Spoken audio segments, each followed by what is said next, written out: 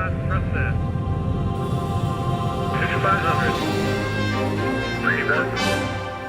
Rotate.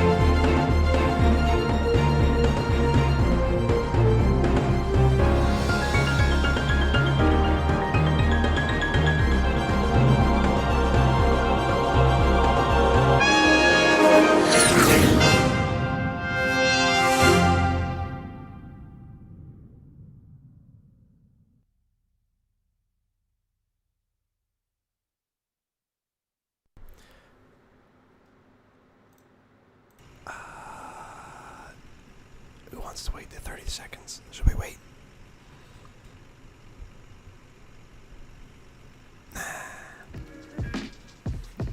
Hello, what is going on, everybody? Welcome back to the channel. Man, y'all are cracking me up here in the chat already. I don't know. Y'all think we have IEs on here, or are these CFMs? Are these IEs or CFMs? I legit thought I was pretty clear in the way that I titled the title of this stream, but who knows? I mean, I hate to break your hearts, but these are not IEs, these are CFMs. The title is pretty clear. There is a picture of CFMs in the thumbnail. We are going over the review or the feature video from the Block 2. I haven't even watched it yet. Y'all have been saying, watch it. I skimmed through it last night before the stream of the Transall because I didn't have time to watch it. And I was like, oh, you know what? Let's do a live watch along. So I reached out to Amir. I said, hey, can I do like we do with our in-flight entertainment with Green Dot, where we can go through the video together in cruise and kind of break down, see what's going on. I mean, I'm sure there's probably already a dozen videos breaking down a video already, which, you know, that's fine, but I would rather do it in a live format, and I get to do a live reaction to the video itself. So, yeah, no, I don't know. I honestly, guys, 100%, I tried to be pretty clear with the way I titled the stream. There was no trolling intentional. I literally just tried to troll right there with the initial image of the CFM up close because of what Aaron was saying and saying that the title was misleading. But no, I thought it was pretty clear. Live watch along, like we're gonna watch along the video, and it even says let's break it down. So trust me, if the IEs were out, if I had IEs, we'd be breaking them right now, because from what I understand, they've got some pretty high quality stuff modeled on the independent engine model or external engine model. So we're gonna look at all of that today, so calm down. It's gonna be fun, it's gonna be awesome. We're hiring up here in a Fenix Sky Haba, and we're gonna take off, head over to Boise. A little bit longer flight because we got an hour. The video is like what, 47 minutes or something. So the video from Fenix is rather lengthy, so I had to pick a little bit a longer route. What we're gonna do, we're not gonna waste any time here on the ground. We're gonna get in, we're gonna fire up, we're gonna take off. Once we get to cruise, we're gonna light up our in-flight entertainment back of the headrest, and then we'll have a field day and breaking down of all the things. And I'm really looking forward to this. I mean, y'all know that I've been an IE fan since the very first Airbus was released on X-Plane 11 with the flight factor.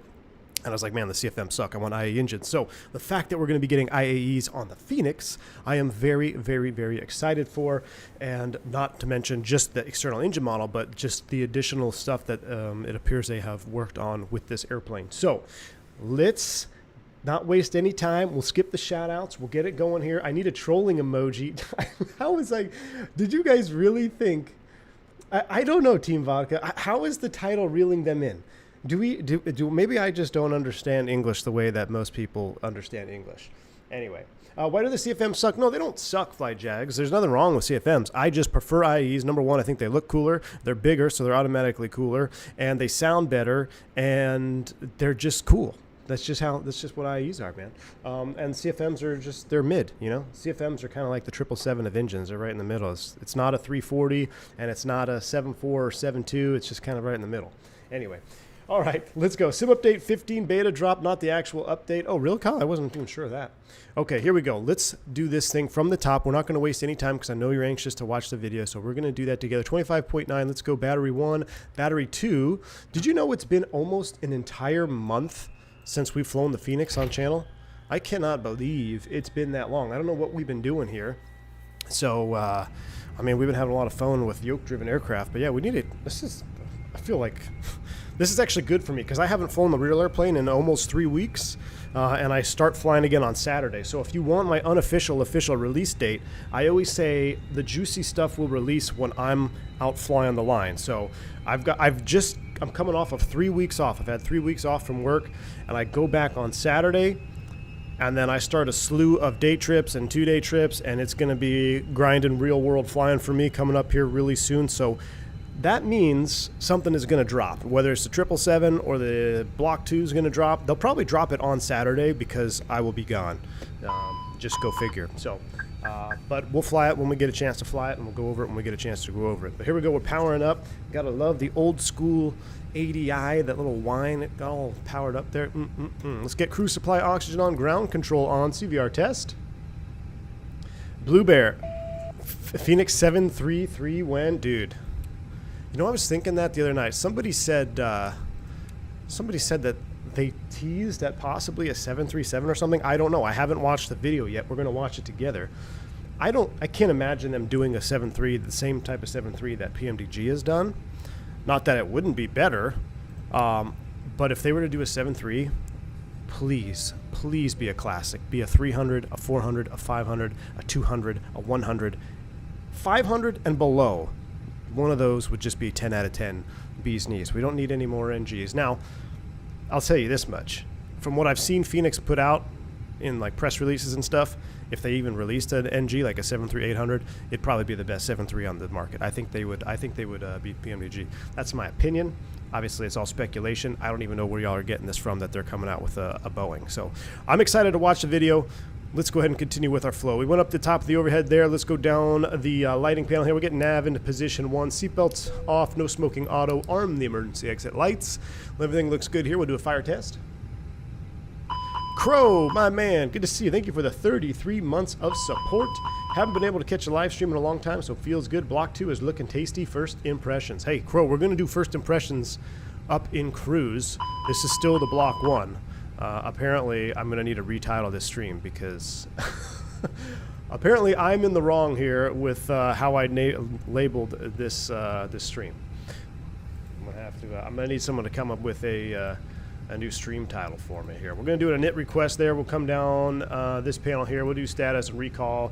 Autopilot, auto thrust, that's normal. Get rid of the armrest. Everything looks good down here. So let's come in here. We got our flight plan uplink, alternate of Idaho. Our flight number today is Cactus 357. We'll throw that in there. You know what? I think we need some fresh catering on board. Let's go ahead and let's get some catering going here. We're going to use Southwest America West merger. You heard it here first. Cost index, we'll start with 75.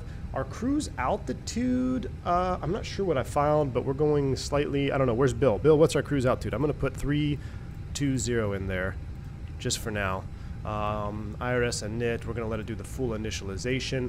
Now, let me see if any ATC is online. We may have to not use ATC if ATC is online, just because we're going to be heads down in the review video, and if there's air traffic control we need to talk to, I don't want to be distracted. So let me just double check.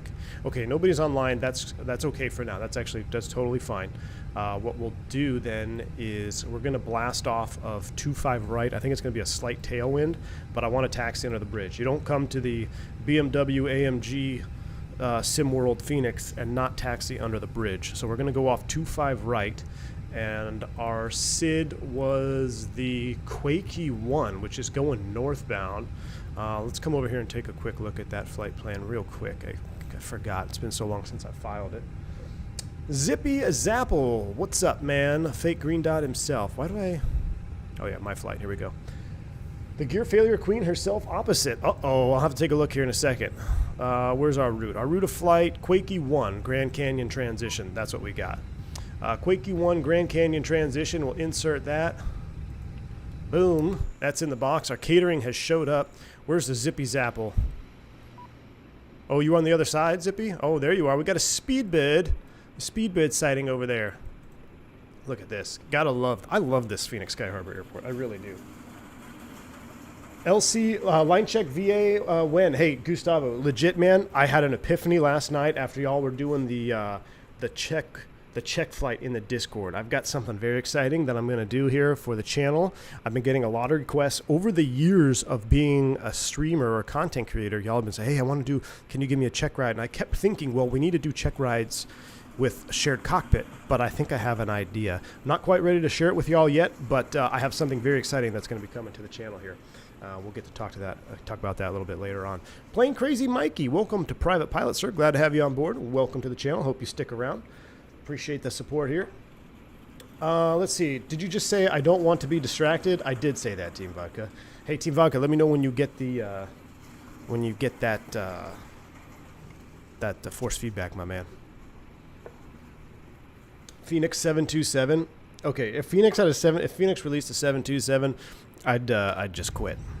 I'd quit my real life job, and I would just be a full-time 727 streamer on YouTube. Yep. Okay, that's done. Let's finish up loading up the box here, then we're going to start loading up the peeps. Flight plan looks all the way good down to Boise. No discos. I'm not sure what they're doing in Boise, but they pretty much land 10 right. We'll take the ILS Yankee 10 right, not the high ILS. So 10 right, and we're coming up the Spud 4, the Spud Potatoes. And was it Bropa? What was our transition? Bropa on the Spud 4. So we got the Bropa transition. I'm not going to put approach via in there. That's fine. We got a long way to figure it out before we get up there. So flight plan is in the box. Let's do a quick secondary initialization. We are in the Phoenix. Possible failures. So Phoenix to Phoenix is what we got. We'll go back here. Secondary. If we pop one, come back around. I'm going to land on the longest runway. Going on this direction will be runway 26. That's in the secondary. Perf data. Let's go over here. All we care about is the approach phase in the secondary. Barrow, I don't want to look it up right now, so I'm going to put 200 in the radio, but you'd actually put your MDA mins in there. Winds are a slight tailwind. I'll zero them out, though, for the perf. Temperature off the ECAM is 16. Quite the mild day here in Phoenix Sky Harbor.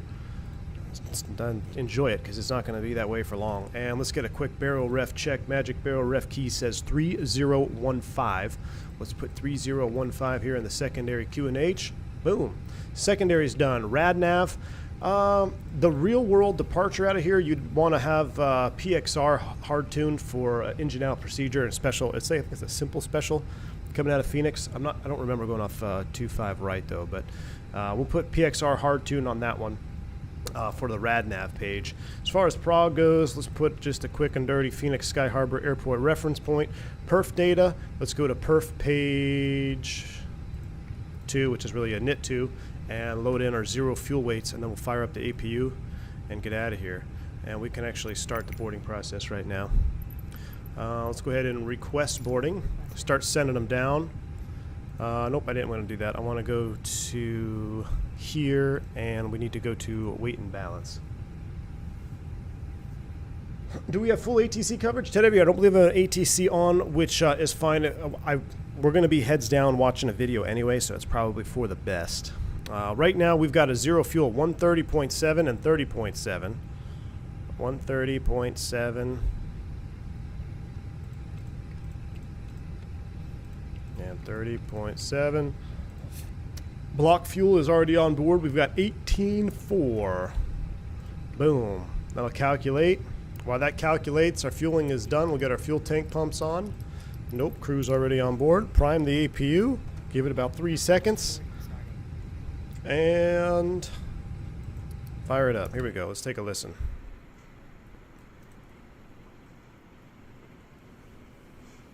Probably about till 4 p.m. your time. That's my usual UPS delivery. Ooh. All right, Team Vodka. That's exciting stuff, man. Honey, we have to sell the little chicken farm and maybe the kids. I'm going to go be a 727 streamer. Yeah, Steven. That would be... yeah. Don't even tease me with the Phoenix 727.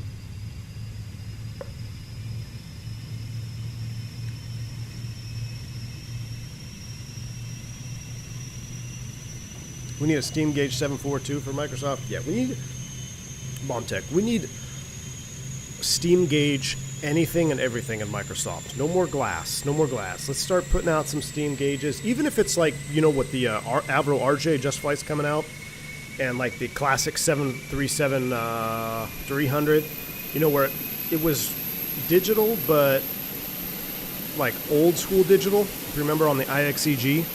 We need more of that. We don't have hardly any of that in Microsoft. I feel like most of the round gauge stuff, I've been flying most of it here on the channel as of late, and we just need more of it, man. Jeremy, what's up, man? Good to see you. So speaking of which, how are your chickens these days? Oh, yeah, Jeremy, the chicken farm, yo, the chickens, we're getting anywhere from 7 to 10 eggs a day. So we got eggs everywhere. We got plenty of eggs now. We were actually starting to give them away to neighbors, and they are in full force now with the eggs. We may have overdone it with the number of chickens, but yeah, chickens are good, man. Chickens are good. All right, that's fired up. Why do we still have a Cat 2? Are you still aligning? Okay, yeah, we still haven't gone into full upgrade mode. Speed select. Why do we have that there?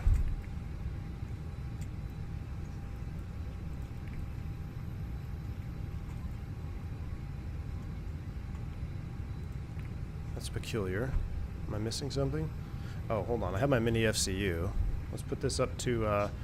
we don't have anybody online, so we'll go 320 is set. I'm going to load in the speeds. Let's run our speeds right now. Let's come over here. Go departure perf. People are suggesting Amir said it, an airplane beginning with an S, but I distinctly hear Lockheed L1011 TriStar. Oh, man. Was it 7? No, we're not doing 7 left. We're doing 25 right. What did I put in the box? Did I put 7 left in the box? No, I put 25 right in the box. All right. 25 right is what we want. It's going to be a little bit of a tailwind, but it's more juicy. 25 right, dry. Optimum flaps. Force Toga. Do we Toga today, chat? We got 400 watching, only 125 likes. I'm going to need... we're going to go Toga packs off. Or no, we're going to go Toga packs on unless we hit 250 likes. If we hit 250 likes before takeoff, we'll go packs off. But right now we're going to do packs on. We'll be super lame. So we'll go ahead and sync the final load sheet, which we already did. We'll sync the live weather. There we go, 148.29.7. Let's give it a calculate with packs on. Super mid mode. Packs on is mid mode takeoff. 22.40.40 flap 1. That's what we got here. So we'll go perf 122, 140, 140, flap 1, and it's down point something, but we don't need to put it in there. It's down 0.3. I'll put it in there because the Euros will get mad at me if I don't. We'll put DN 0.3. So what's cool is, well, maybe my airline is just now getting up with the times, but for the longest time, we don't put anything in here, but now our software, since we're starting to get newer aircraft and newer Neos, all the software is trying to get in line with each other, so now it automatically populates when we uplink it. Before, when I first started flying the Airbus, when we uplinked, well, actually, before we could uplink data, you did it manually and you never put anything in here. But then when you could uplink takeoff data, it still would leave this box completely blank, and it was fine. But now, when you uplink takeoff data, it includes the down 0.3. Again, in the narrow body, this does absolutely nothing unless you're in a 321 Neo. Then you could have a CG disagree on takeoff. So I think it's just a 321 Neo. But I think that's why they changed our software to automatically load that up. All right, so our box is done. We're 33% on the bags. Our APU is on. It's been about 3 minutes. Let's turn the bleed on. Let's unload the external power. Let's crank these to the normal position, about 11 o'clock or so. Looks good. And APU bleed's coming up. Oop, that's the TV view. Let's come here and watch some of these folks work out here. Some fine folks working the bags. Dale, all these classics being mentioned in the chat, it's like being a child excitedly flicking through the Christmas catalog. I hear you, man. We need more classics. Did you see Wrong Side Sim setup video with Josh? Josh, I did. Wrong Side Sim has got a wicked flight sim setup. No doubt about it. I'm hoping, I'm going to be in his neck of the woods here coming up next month. So I'm hoping I'll be able to do a little meetup with him. Maybe we'll do a little Wrong Side Sim stream along. Still having hopes for the 777? Mateus, yeah, I'm excited for the 777. I don't think it's not gonna just drop randomly. You're gonna see all the content, well, not all the content. You'll see their PMDG tech teamers starting to produce videos or upload videos. They probably already have access to it, I would imagine. They're already starting to kind of record content and tutorials and stuff. But once you start seeing those videos hit the YouTubes, then you know it's close. But until then, nah, I still think we're weeks, if not months, still for the triple. Unless they start pushing out videos this weekend, then okay.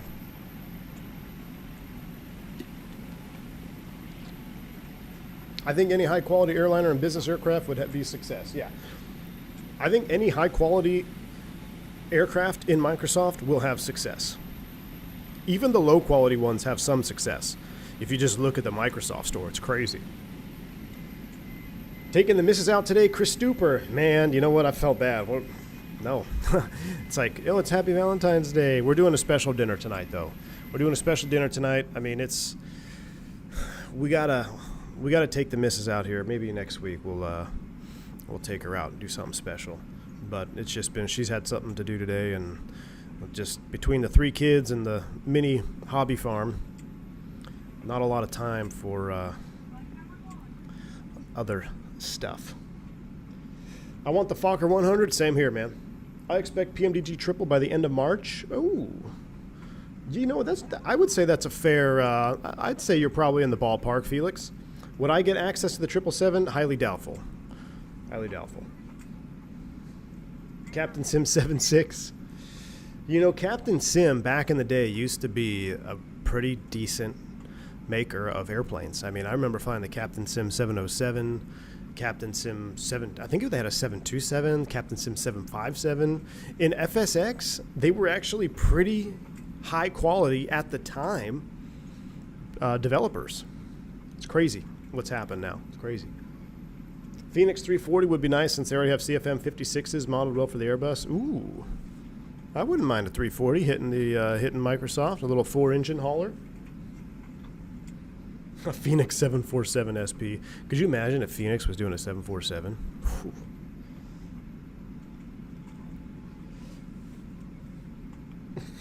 Captain Sim, how the mighty fall. Yeah, the 707 from Captain Sim, Chris, was fantastic for its time. It was a really sweet airplane. Was it the? Did they do the L10 as well?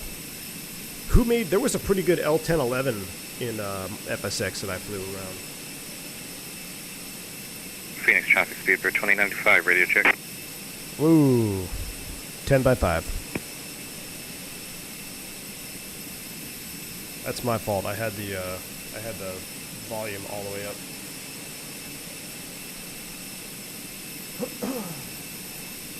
They found out they can do half the work and still make a ton of money. Yeah. Unfortunately, I think you're on the right path there, Brian. If Phoenix does venture into Boeings, I wouldn't be opposed to a Phoenix level Max. Ooh, yeah, that's a good one. Contrary to popular, well, I mean, the Max is having a lot of issues, obviously, but could you imagine a 737 Max from Phoenix? Talk about breaking the internet. I think a 737 Max from Phoenix would be more popular than a 777 from PMDG.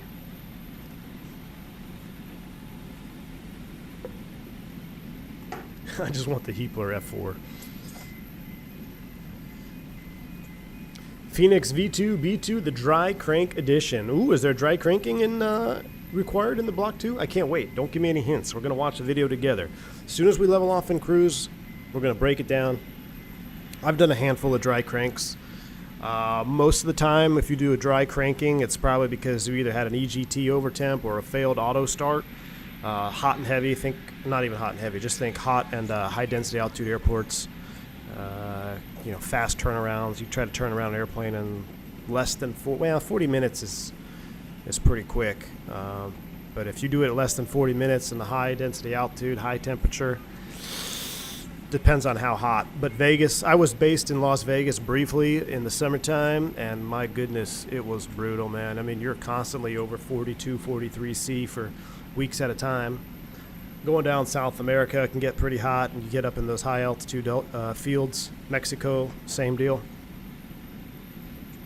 What's a dry crank? We'll talk about it. Stop spoiling it. Do you still fly the fly-by-wire 320? I do, Victor Silva. I was actually going to fly it today, but we had this release, so we're going to do not release. We had the video for Phoenix, so we're going to take a look at the video today in cruise. But yeah, I actually flew the fly-by-wire more recently than I've flown the Phoenix. I think I kind of shelved the Phoenix V1 or V2 Block 1 because I was waiting for the IE so long. But now we have to, with the video out, we got to do a stream in it. Did you have to reach out to Phoenix to stream their video? Yeah, Brian V, I did. I reached out to Amir, and I tell you what, that dude is something else. I can only imagine how many messages he gets a day, because I am like a 10th, not a 100th of the popularity of someone like Amir, maybe even 1,000th, and I've got probably 97 DMs that I haven't even looked at. Like, I'm so bad at DMs. I sent him a message late last night, and he responded within, I don't know, less than an hour, and said, yeah, man, go for it. So pretty cool. So we do have permission. We're going to do the watch along, similar to how we do with Green Dot. We partner with Green Dot Aviation, do their in-flight entertainment on our longer flights. So same deal. Do you remember the Fly and Fly 2 sims? No. You mean iFly?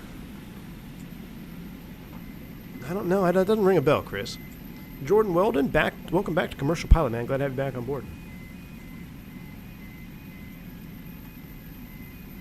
Bombtech, I didn't go through it. I literally skipped. I started playing it for a few seconds, and then I kind of just skipped to see what the chapter titles were, but I don't even remember what they were. This was before we went live with the Transall stream, and then I haven't watched anything of it yet. So I haven't watched it, I haven't gone through it. The only part that I did watch for a few seconds was when they were talking about GSX integration. I only watched maybe a minute of it when there's something about it being integrated now. So I think that's pretty cool.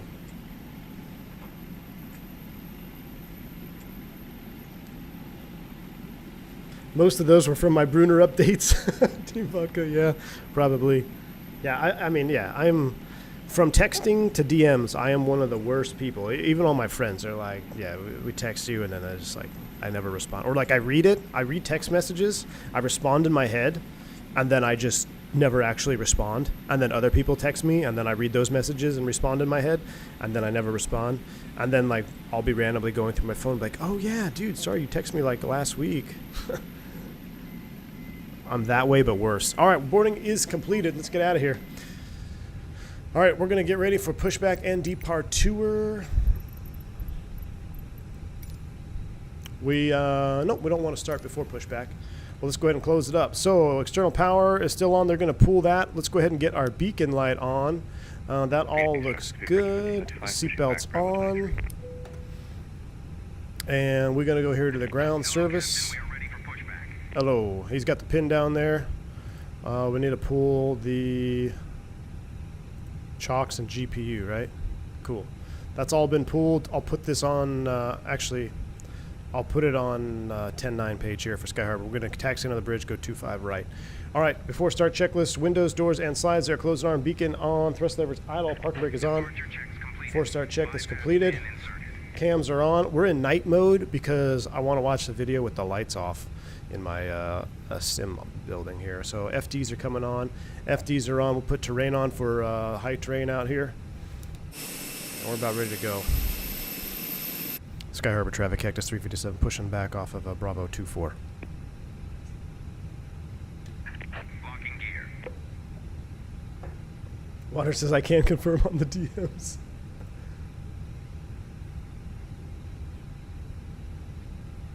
Fire Flyer, my man, thanks for the $10 super chat, dude. Here's to a coffee you can buy while watching all the IA videos this weekend at work. Oh, man, don't do that to me, dude. Don't do that to me. It's probably going to release this weekend, isn't it? I appreciate the $10 super chat, Fire Flyer. I'm going to pick up a... Let's see, I can't remember what time. I got a pretty easy turn on Saturday. It's just down to like Fort Myers, I think. All right, we're going to go nose left, tail to the right. Release parking brakes, please. Cockpit around brakes, release, clear to push. Commencing push.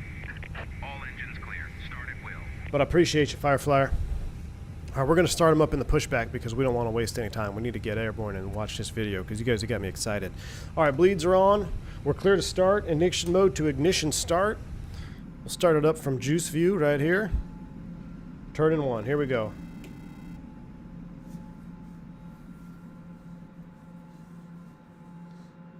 Christy, I'm trying, man. I'm trying. Look, we were off the gate in 27 minutes. 27 minutes, we're off the gate, dude. And we were waiting for GSX the whole time.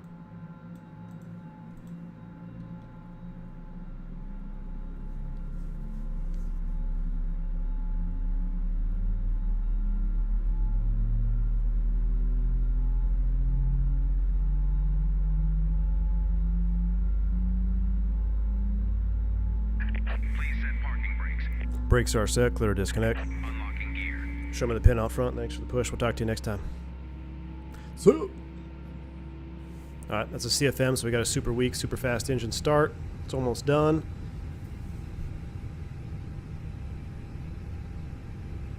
Yeah, Donald, I've been off for 3 weeks, so go figure. The day that I go back to work. The day that I go back to work. Alright, we got an Avail light on number 1. Let's go ahead and crank number 2. Let's do this one from, should we do it from aft? Nah, that's weak. Let's do it from right here. Turn to 2. Just slew to cruising altitude. Key 6, what's up, man? Got stuck at Fort Myers once. Ended up getting grounded by the flight soup. Truck disconnected. Bypass pin removed. Left is clear. Right is clear. Alright, we'll get off the mic, show me the pin. Does the CFM also start so fast? Yeah, they start faster than IEs. I don't know if they start this fast. They start pretty quick.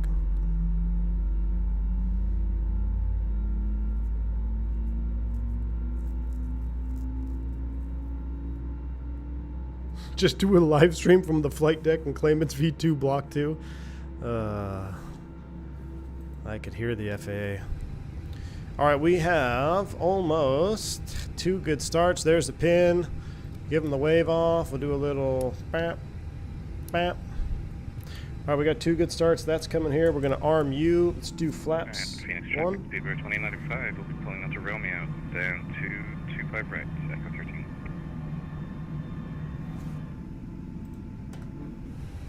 Supposed to be like 0.3 down or something like that. It's 0.4.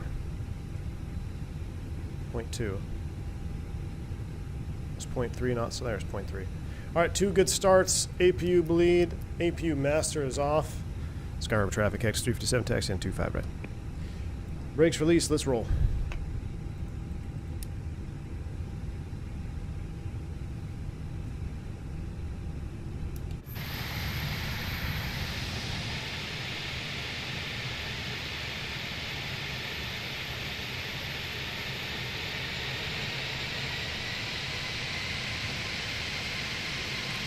Nah, Christy, that's how you signal a wave off with the nose light. So you signal the pin with the taxi light, and then you give the other guy the wave off. There should really be 2 people out there. So in real life, at least in the States, you'll have the tug will disconnect, and then you'll have one gentleman the entire time standing way out in front with wands, basically telling you to hold position, and then you'll have someone walk out from underneath the nose, show you the pin. You'll see the tug and tow bar. Show you the pin, you flash the light at the pin driver, and then once it's clear, instead of staying on the mic the whole time saying left is clear, right is clear, even though it's not because the guys are still out there, then the guy with the wands will give you the salute, and you give him the wave off, and then you taxi on out. So, GSX does it all with just like 2 people down there. And you'd have wing walkers too. You should see them at night when it's pitch black and you got the LED taxi light and you go to flash the light for the pin. Their eye, if it's a new ramper, they don't know the light's coming. It's pretty funny. All right, we'll put constraint modes up on there. Let's do a quick flight control check before the turn. Full up, full down, a neutral, full left, full right, neutral. I don't have my tactical flip-flops. That's as far as I can go without rolling back. Half left, half right, neutral. My chair's got the rolly wheels on it right now, and I didn't install the tactical flip-flops today, so we gotta be careful. We'll cut the corner here. Gotta love classic cactus in your hometown. I know, man. This livery, baby blue, just belongs in Phoenix. Oh, look at the Skylink up there. Skylink, Skytrain. I forget what they call it in Phoenix. I know Atlanta is the plane train. Haunts me in my sleep. DFW's got Skylink.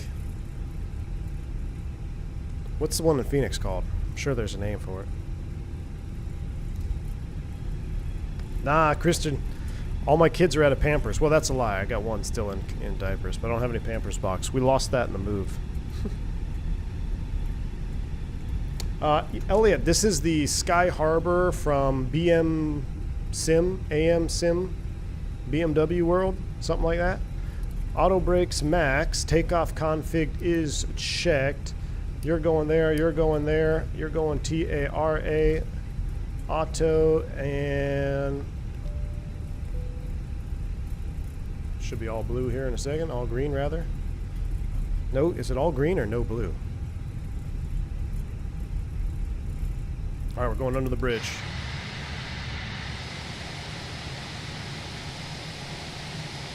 Love it.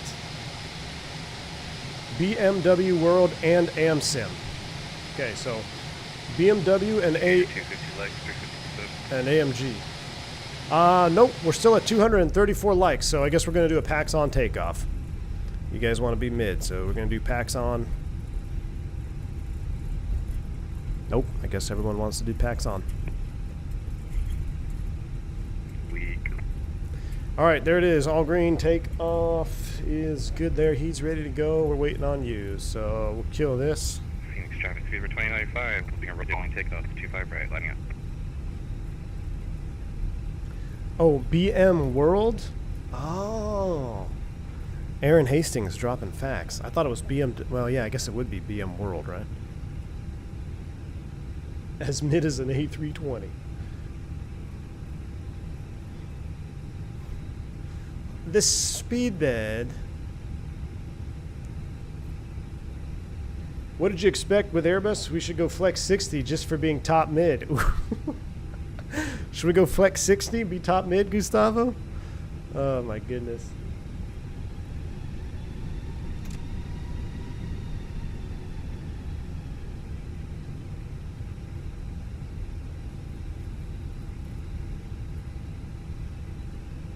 Walla, you know what? I actually used to watch Speedbirds come into Phoenix. It used to be a 7-4. That's interesting. Sky Harbor traffic, Cactus 357, line up on way 25 right. All right, here we go. Wing light, strobe light. I'm not going to get all the lights, or I'm not going to do them proper because I don't want to look back up here. We're just going to turn them all on.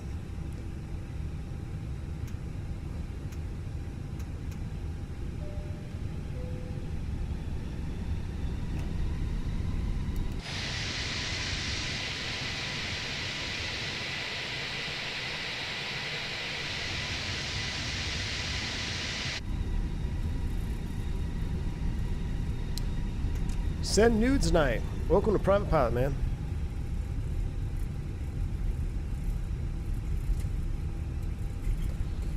Mikey, is it a 350 now? I used to watch, it was a 744 that used to come into Sky Harbor. And I think they used to run triples. Was it a 777 too that used to come into Sky Harbor? Yeah, I used to go sit at the parking garage roof, wait for the 74 to show up in Phoenix Sky Harbor. 2-5 right, it's on the pavement. 259 runway heading-ish checks. We'll give him about 30 seconds. And then we're going to get out of here. Let's see, we did hit 300 likes. Should we do it? Let's do packs off. What the heck, you guys. We'll do packs off. We hit 300 likes. I appreciate you. Thanks for smashing that like button. Packs are off. We want to make sure we don't forget to turn them on. You can hear it cut out. Now we'll get maximum juice. All right, let's get out of here. Sky Harbor traffic, Cactus 357, departing runway 25 right. Sky Harbor. All right, here we go. Spool them up 50. Get those yogas in chat.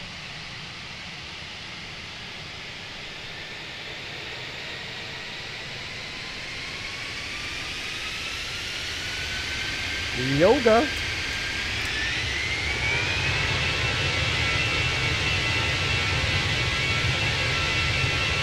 Goodness. Man, Toga, SRS of runway, or no, SRS. Auto thrust blue. Sky Harbor left. Thrust set. 100 knots, checked. V1.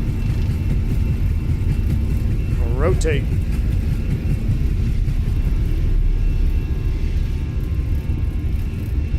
Positive rate. Gear up. Navin. Watcher is going to be loud. Fly with.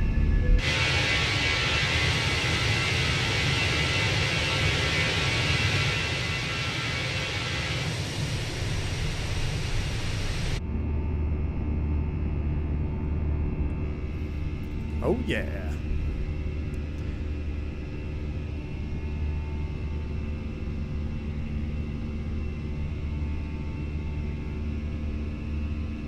Wait for acceleration.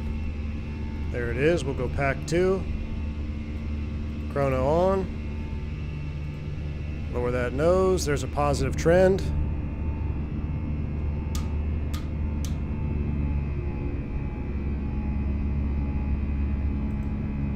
Gosh, gotta love that. We're thrust climb Navin. Best ortho in the world. We're in the sim right here. Phoenix Sky Harbor 25 right.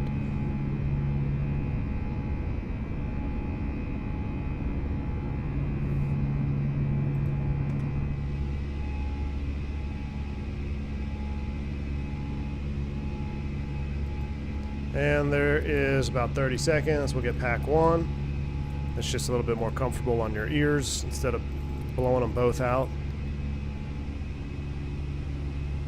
We are approaching S speed, at which we'll go flaps 0.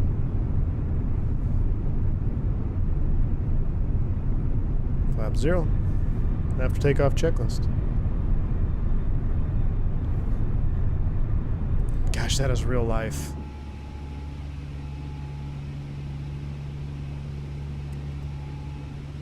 Sky Harbor traffic, Cactus 357 at a 4.5, making a right turn towards the north, last call, Sky Harbor.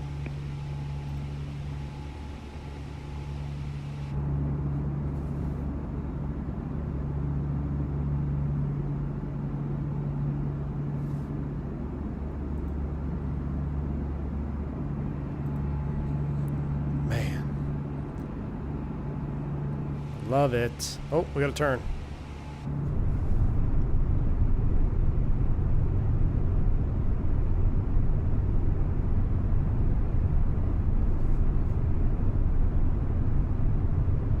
How'd you get the ATC message to come up? I actually don't know. I saw that too. We don't even have our CPDLC on. I'm sure someone's sending us a message. Alright, let's go ahead and get back on the flight director. Let's give ourselves a... we'll clean it up here in a second. We'll straighten it out, we'll go autopilot on, and then we'll start prepping. We'll climb up as fast as we can so we can get the video going. Only V1 can fly a departure manually from the cabin window. Exactly. That's what I'm going for. Oh, we saved that view for you know what. There's downtown Phoenix. It used to be Bank 1 Ballpark. I'm that old. I don't even know what it's called now. Alright. AP1 engaged. Full screen cam engaged. Let's give ourselves a direct 2 after Xylabo or Zydog. Let's go direct oxygen. We're at a 10,000. Let's clean up the airplane. The lights are coming off. That's coming off. Ding the flight attendants. Let them know we're at a sterile. We'll come down to our box. We're going to go to our rad nav. We got to clear out the Fenix VOR that we hard tuned. Now it'll be back to auto tune mode there. That looks good. Our prog page, we'll put Boise in here so we have an idea how far we are from Boise. 630 miles. We'll come down to our secondary. We'll copy the active in case we mess up our primary. We've got it backed up. And we're climbing out to our cost index climb out speed of 334. But I'll tell you what we're going to do so we can climb faster. We're going to do 270. We'll do 270. And what did the box say for optimum? It's 35. We're cruising at 32. That's fine.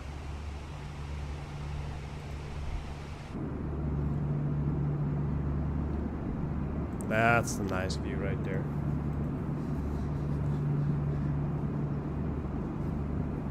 Chase Field. Yep, Chase Field. I remember Chase Field. It was Bank 1 Ballpark, Chase Field, and that's something else, right? How long is this flight? Donald, it'll be... I'm not sure. Probably a little over probably hour 45-ish. We got a 45-minute video that we're going to break down, though, so as soon as we get up to cruise, we're about halfway there. Interesting, Al, because I think I have linked my flight info bar to the Phoenix. For some reason, the Fly Live bar doesn't want to work with the Phoenix anymore. It works fine on other aircraft, but we had this problem the last time we flew the Phoenix. So something is not communicating the way it should when I'm running the Phoenix. That's interesting. Yeah, I got both packs back on, Kyle. We got both packs back on, and everything else looks good here, so we'll climb it on out.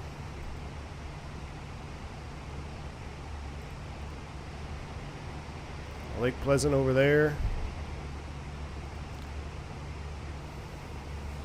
A perfect route to fly on Pilot Edge. Yeah, Ted, I didn't want to be on Pilot Edge, especially for something like what we're going to do today. We're not just flying the route. We're going to do our in-flight entertainment breakdown. So it's better to not have my attention elsewhere. We can just focus on the video.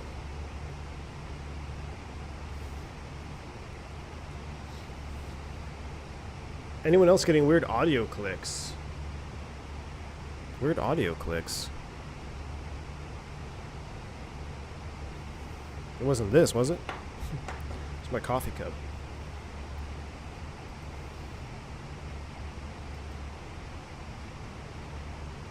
You're getting buffering?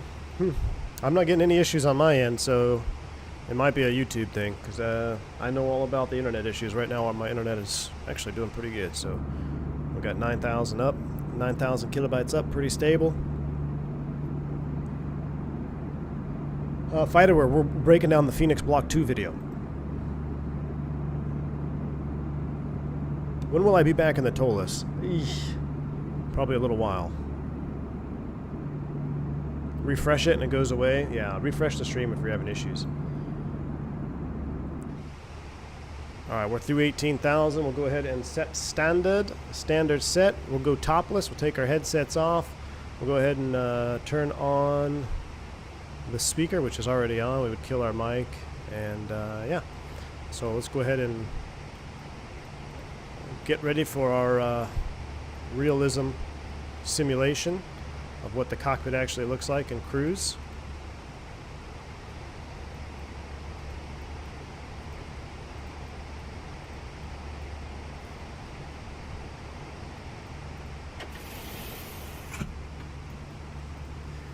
Can I move the seat? I forget. Is it all the way aft? Oh, that's... Uh-oh, stuck. There we go. Alright, that's about how I have my seat. There is your realism view. How many of you stream like this? Or fly like this? What's up, Wrong Side? Good to see you, man. Wrong Side, refresh your stream. If you're having audio issues, someone said refresh the stream and it should be good. Alright guys, we're almost there. 21 for 32. If you are unaware what we're going to be doing, we're going to be coming into this view here and we're going to turn on our TV screen and we're going to turn on our in-flight entertainment and we're going to go over the Fenix review video, which I haven't seen in full yet. So I'm super excited. You guys got me excited about it. Let me just get to cruise altitude. We're cruising at 32. We'll be there in about 5 minutes. Probably not 5, maybe 5 minutes. And we'll settle in. But good to see you, Wrong Side. Hope you're well, my man. I usually chill in the jump seat during cruise. Nice, Steven. The seat can actually move. Yes, it can. Isn't that crazy? And now you're sitting in my lap. Come on, man. Yo, Wrong Side. When are you gonna, dude? Are you gonna be able to fly with me this month? Maybe, if I do something out of Orlando, because I'm getting ready to drop a bunch of trips because I don't want them. I don't want these overnights. But if you can, I actually look. I have 1, 2. I've got 3 Orlandos next month. But I'm tentatively going to drop one. You know what? I actually have one at the end of this month. What's up with that? Ooh, I get in super late. Get in at 10 p.m. But then I'm there all day. Thursday night. We'll have to talk, man. We'll have to talk. Send Nudes Nights. Thank you for the $5 super chat, man. Appreciate you. Or the 5 gifted memberships, rather. Appreciate it. If you pick up a membership, make sure you say thank you. Very kind. Thank you for supporting the channel. Appreciate you. Climb, baby, climb. 24 for 32. I love the sound of the electric motor from the seat. Heck yeah. You know what you hear on final approach? So, if you're ever in the jump seat, this is what you always hear. Most captains, or even anybody flying, whoever the pilot flying is on approach, you'll hear this.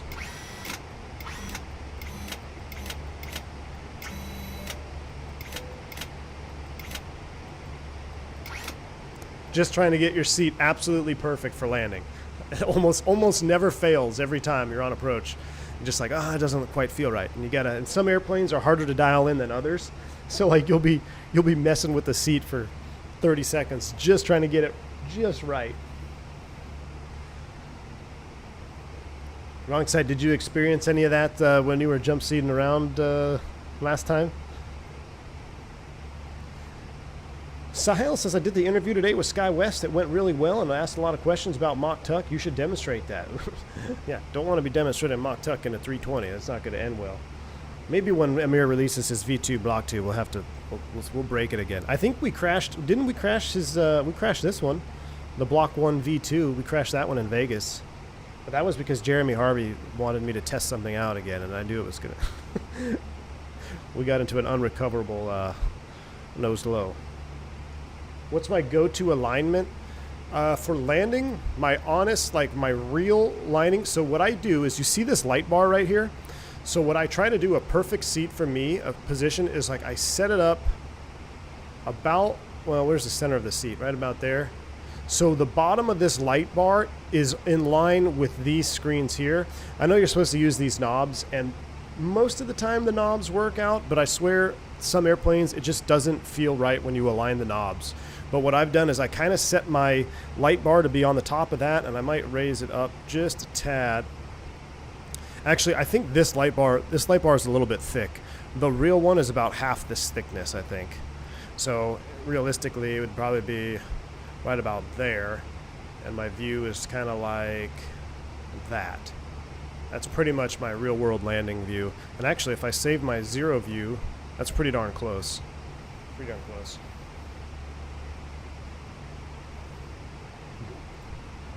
All right, 28 for 32. We're close enough. I think we should do it. Let's get our seatbelt sign off. Smoke them if you got them. Let's turn down the sim. Let's get our in-flight entertainment up, and let's get ready. So I'm going to turn the sim all the way down. All right. And what I will do is I'm going to refresh Fly Live one time. And if this doesn't work, then we'll just have to leave it. Get your popcorn ready. Get your popcorn ready. Oh, yeah, I should do manage speed. Hold on. That's probably a great idea. Let me do that. Let me get Fly Live reset real quick. Where did we take off from? Phoenix to Boise. And we're Cactus 357. Nothing like having 600 people watch the back of a seat. All right. Does Fly Live work now? Something about the cameras, when I have the camera screen and the Phoenix. I don't know. All right, I'm going to select speed. We're going to do a Mach 7.9er. We'll do Mach 7.9er Zippy Zapple for our climb out. 7.9er with 29.8 for 320. Close enough. It's time to do it. Rail Cowgirl, welcome to Commercial Pilot. Glad to have you on board. Really appreciate the support. Welcome to Commercial Pilot. Hope you have a wonderful rest of your week. And let's settle in for our in-flight entertainment courtesy of Phoenix Simulations. Now, well, where'd my mouse go? There it is. I'm going to make sure the audios are up, and y'all let me know how it sounds. Let me set up my chair so I can get comfy. This is like watching a movie. I love this part. Here we go.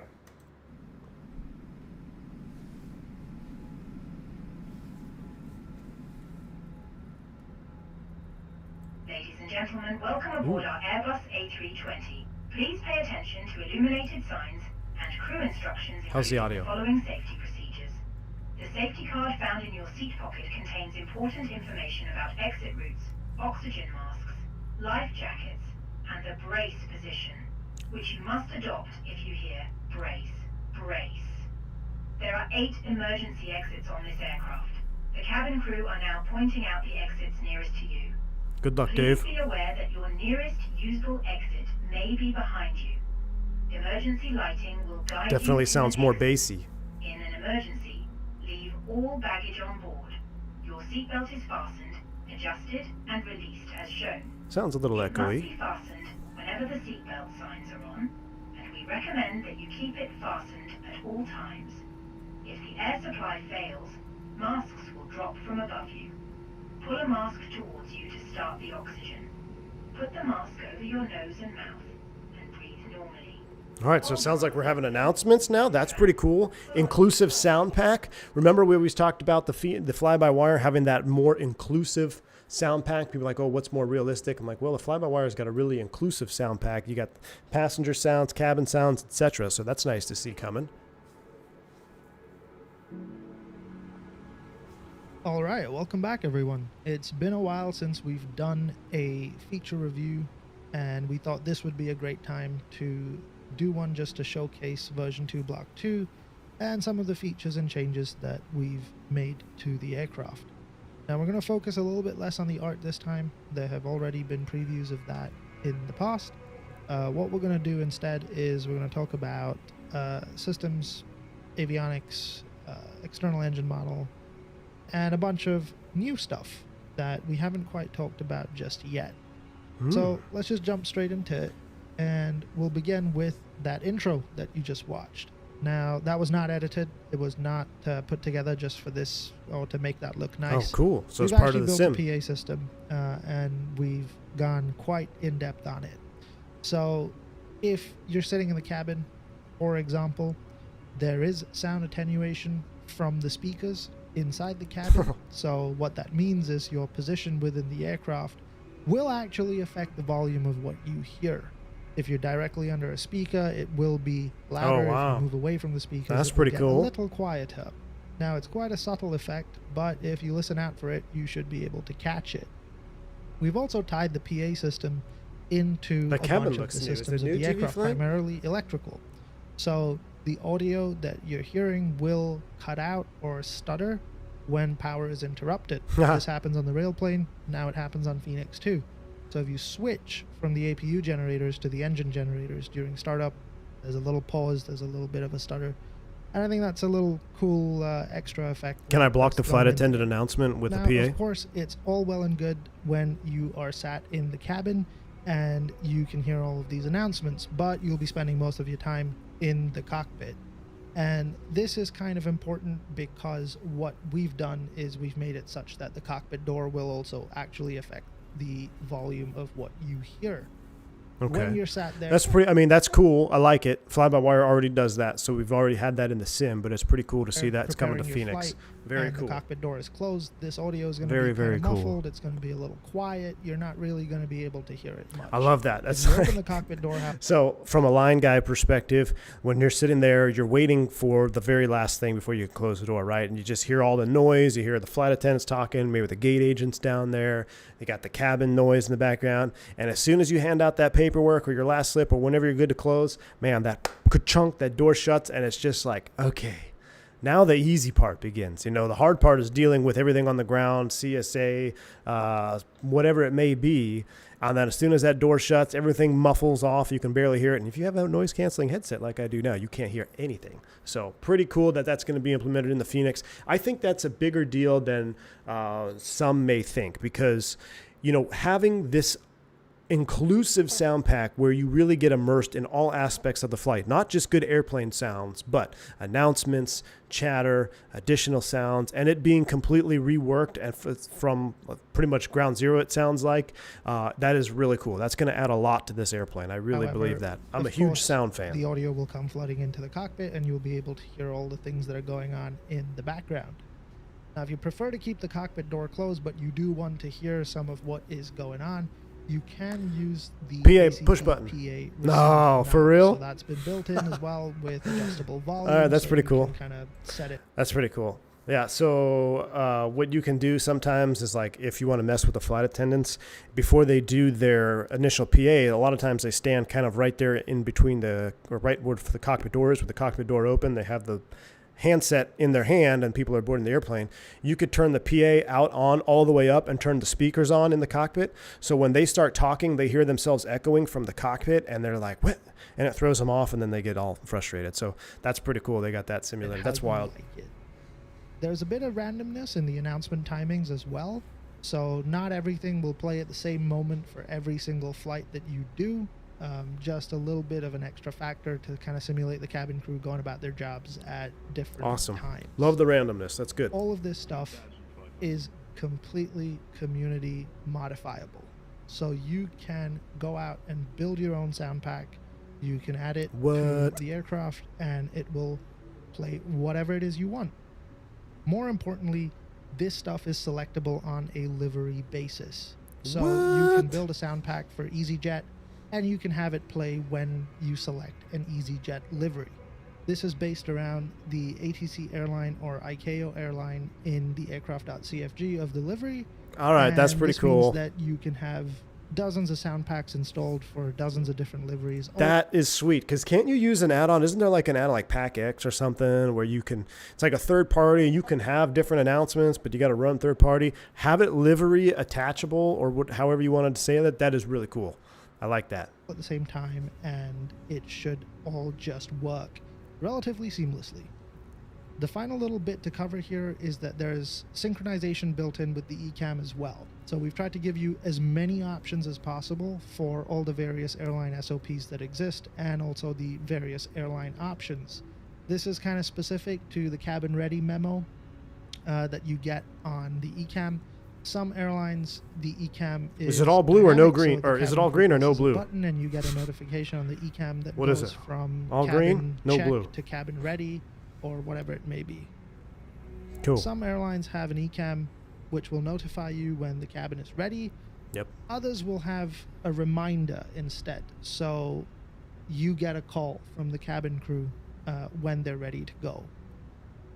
Both options are now available to you, but there is also a third option where you can have cabin ready on the ECAM and a call from the crew. So you can match this to whatever airline it is that you That's are cool. I've simulating. seen that's very operator specific. You know, some operators do the call, some don't. Some the pilot calls back and make sure that they're ready, and they say, like, there's a bunch of different ways to do it, but that's cool that they've got all the options in there. I mean, wow, they really Of course, do this their entire research on system that.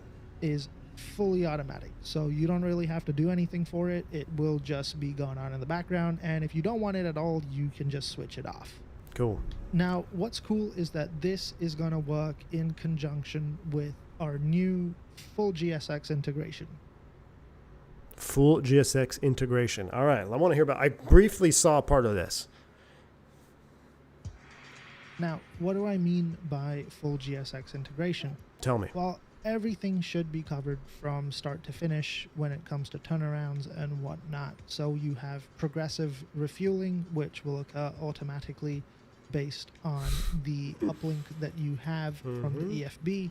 There is automatic boarding, so after refueling, boarding will begin. We've also given you some options here with how you'd like to do it. Some airlines. So I want to hear what he has to say about the options, but remember when I first started talking about this stuff, I said one of the biggest things I missed from P3D and FS Labs, or even FS Labs and FSX, was the 100% automated integration. Now, we do have, as of late, the mod Fenix to GSX.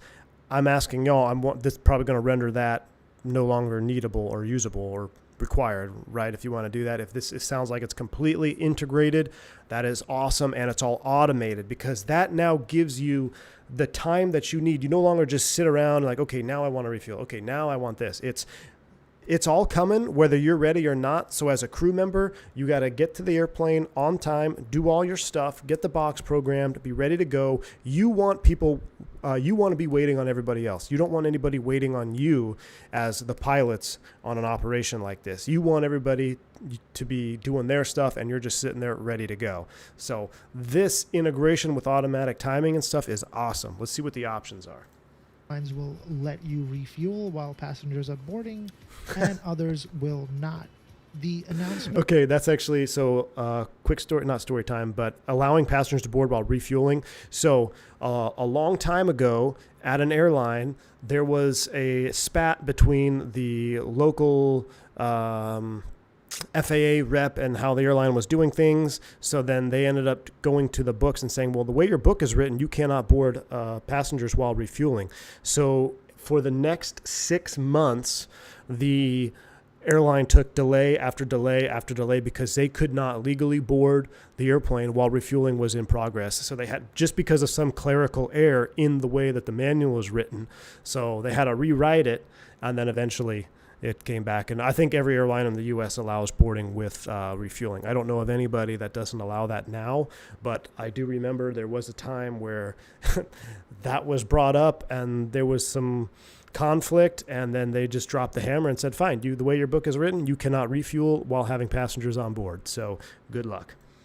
System is also tied into this, which means that you can have different announcements for when you have people boarding, but refueling is going on, in which they will say, leave your seatbelts unfastened. Whereas in other airlines where you're not permitted to board people while you're refueling the aircraft, you will just get the normal boarding music and announcements. You also have automatic pushback, and when you set the parking brake and the beacon light is turned on, the GPU will be disconnected, chocks removed, and pushback requested from GSX. Nice. You will be prompted for the pushback direction because we can't really detect where you want to go, but this is about as good as we could get it. That's pretty cool. When you're done with your flight and you arrive onto stand with the parking brake set and the beacon light turned off, the GPU and chocks will be connected and deboarding will automatically begin. Of course, all the doors Too bad they didn't simulate waiting on marshalers for 10 minutes when you roll up to the gate. for passenger and cargo are opened and closed automatically. You shouldn't need to manually control these. And That's we pretty will cool. continue to So a lot of times, depending on how your airline operates door closure or door opening or wheel roll, a lot of times the paycheck from the flight crew is based on flight time, which is either wheel roll or door close, door open. So a lot of times if you roll into the gate and you set the parking brake, as soon as they pop that cargo door, the ACARS time cuts out, it records it, and now you're officially no longer flying and you no longer are getting paid, but you could be sitting there waiting for the next 30 minutes for a jetway driver or for something to happen. Like, so it can be annoying when they pop that door early, but that's just real world. It's pretty funny. That's cool. Look to make improvements in this area in the future with more interaction between the aircraft's ACARs and the various ground services. But for now, everything should be handled for you if you're using GSX automatically and in conjunction with the PA system. Awesome. That's pretty sweet. I'm excited for that. No, So you're not paid elsewhere extra, Ted. in and around the EFB, Nope. while the entire thing may look broadly similar and pretty familiar to you, Please what be you're faster. looking Be at faster. is EFB Yes. version 2. So everything under the hood is brand new. We've rewritten the whole thing. And along with it, you're going to get some improvements to your quality of life. Looks along much with more a bunch of snappy. new features, additions, and the usual tinkering that we like to do. The first quality of life thing that was very important to us was making it responsive. The old EFB wasn't as responsive as we'd have liked. And Is that a so we've system improved reset that table? and made Hold it up. much snappier to use. That was It's also not a system reset table in the EFB? Please tell me that comes standard. Dude, gotta love system reset table. That is the lifesaver for the Airbus.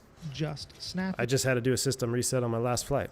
But there's also persistence within the apps. So when you switch from one app to the other, it will remember where you were and You're take you delayed. back there when you next open the app. Oh, that's cool. Okay, remembers your Now, position. a small quality Very of life cool. thing that we've also added is the Huge ability for quality you of life to right there. change your background.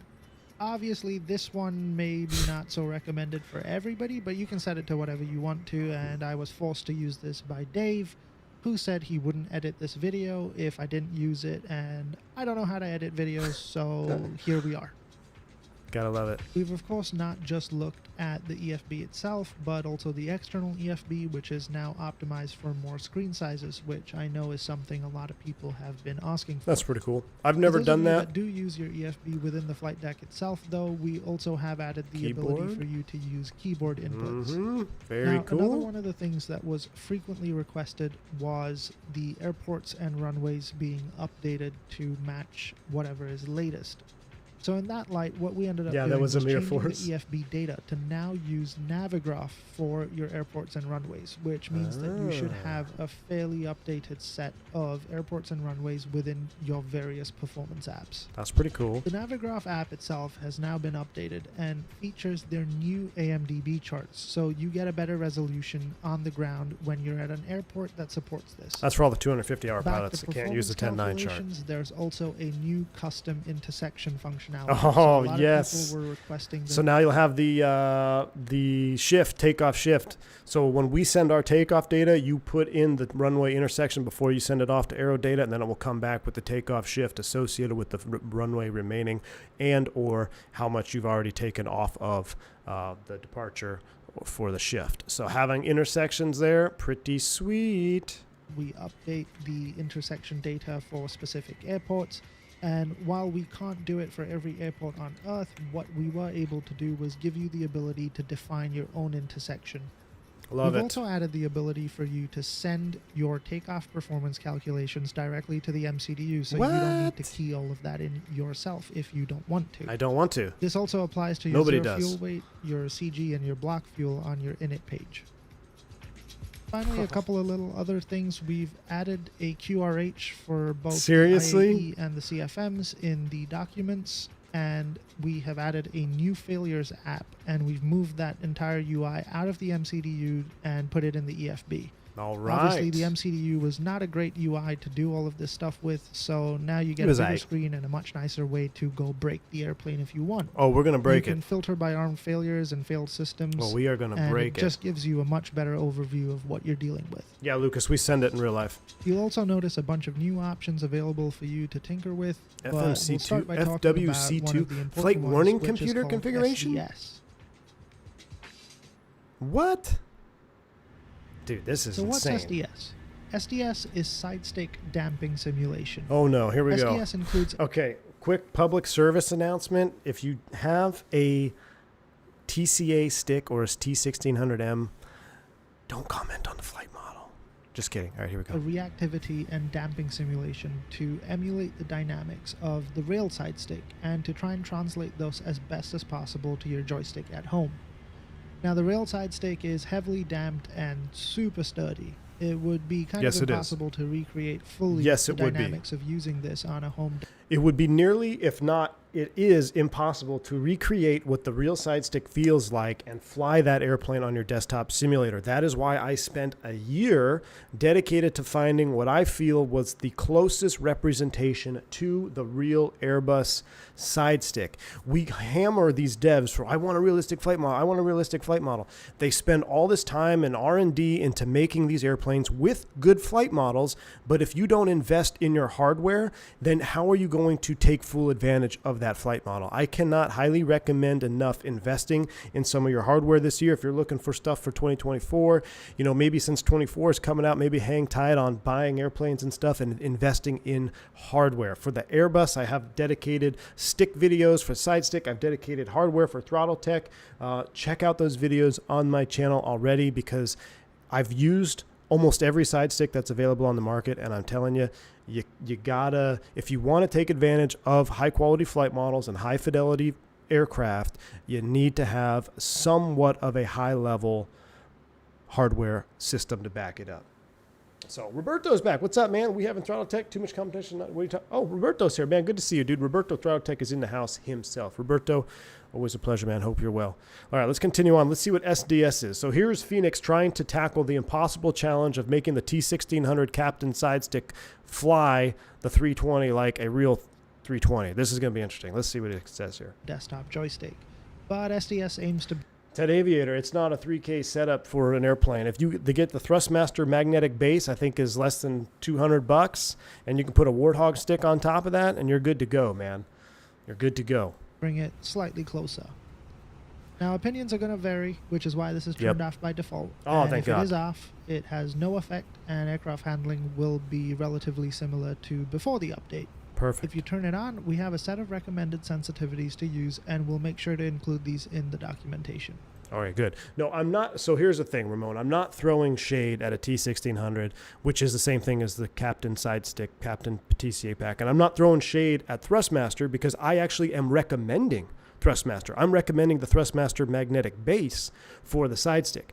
What I'm saying is we expect and demand so much from these devs to have realism. You can't, there's only so much the software can do if you don't have the hardware to back it up. So I've used the TCA, I've used the T1600, I've used CH products, I've used Satec products. And if you've never used anything else, then you really don't have anything to compare it to and carry on. And you can still have fun, absolutely. And it appears that they're even trying to up the bar, set a new bar for having the airplane react like it would with entry-level side sticks with SDS mode. So I'm not throwing shade, and I'm saying you can absolutely fly the airplane with the T1600. You can fly the airplane with a yoke if you want to. You can fly it with the Xbox controller like Water does. But having said that, if you are looking somewhere to invest in your sim, invest in your hardware and getting a good quality side stick or yoke or throttle, it's going to make a world of difference for you.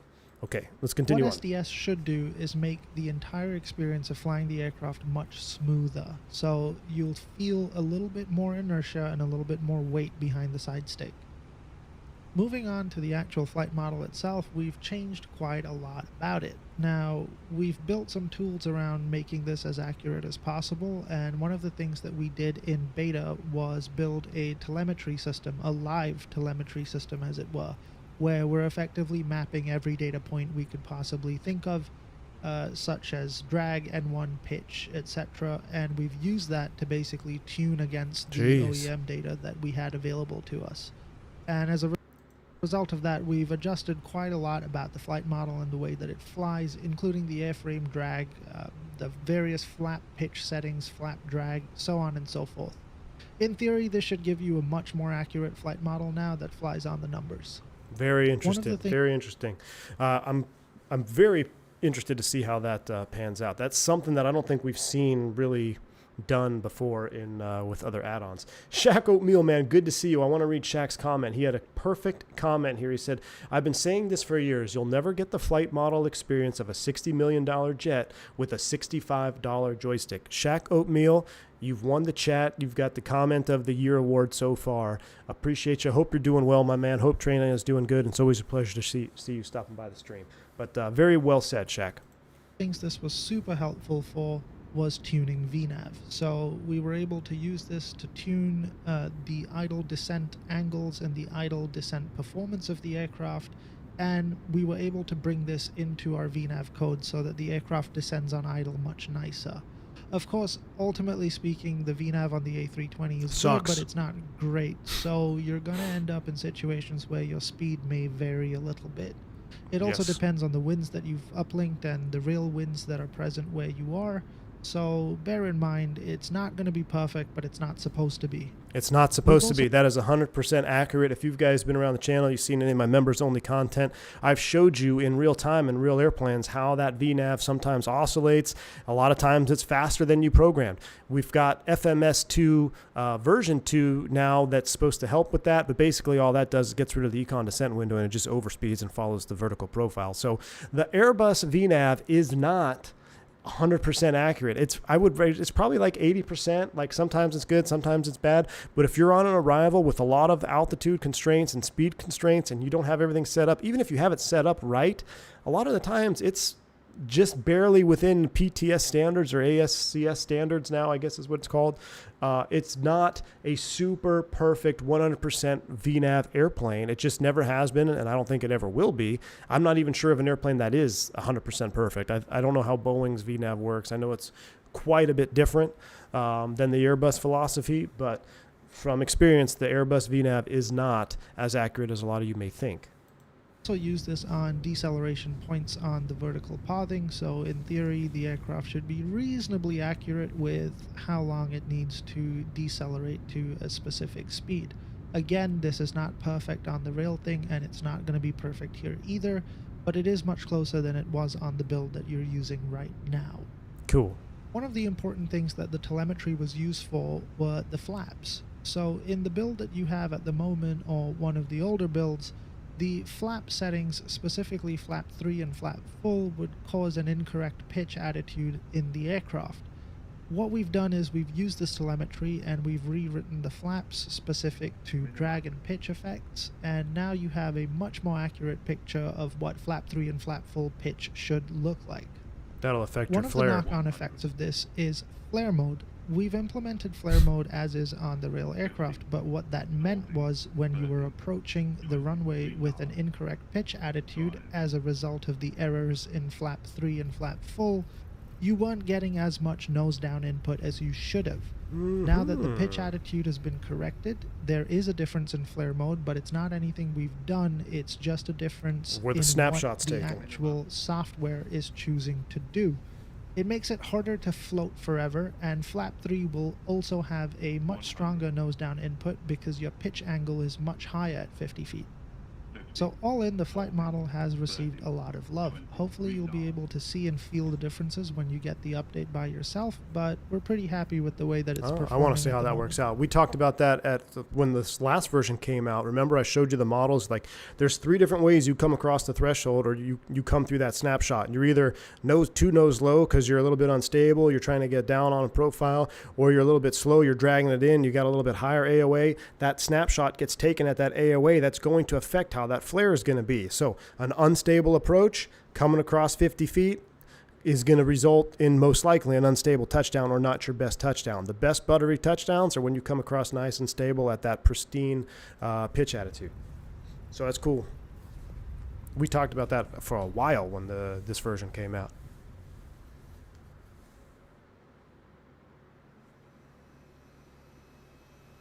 Look at that IAE. Right, okay, let's get to some meat and potatoes. The external engine model. It's been a really interesting journey trying to build this thing, and I know it's kind of easy to get caught up thinking I like their new livery. This whole thing was built just for the IAEs. In reality, it's a lot more than that.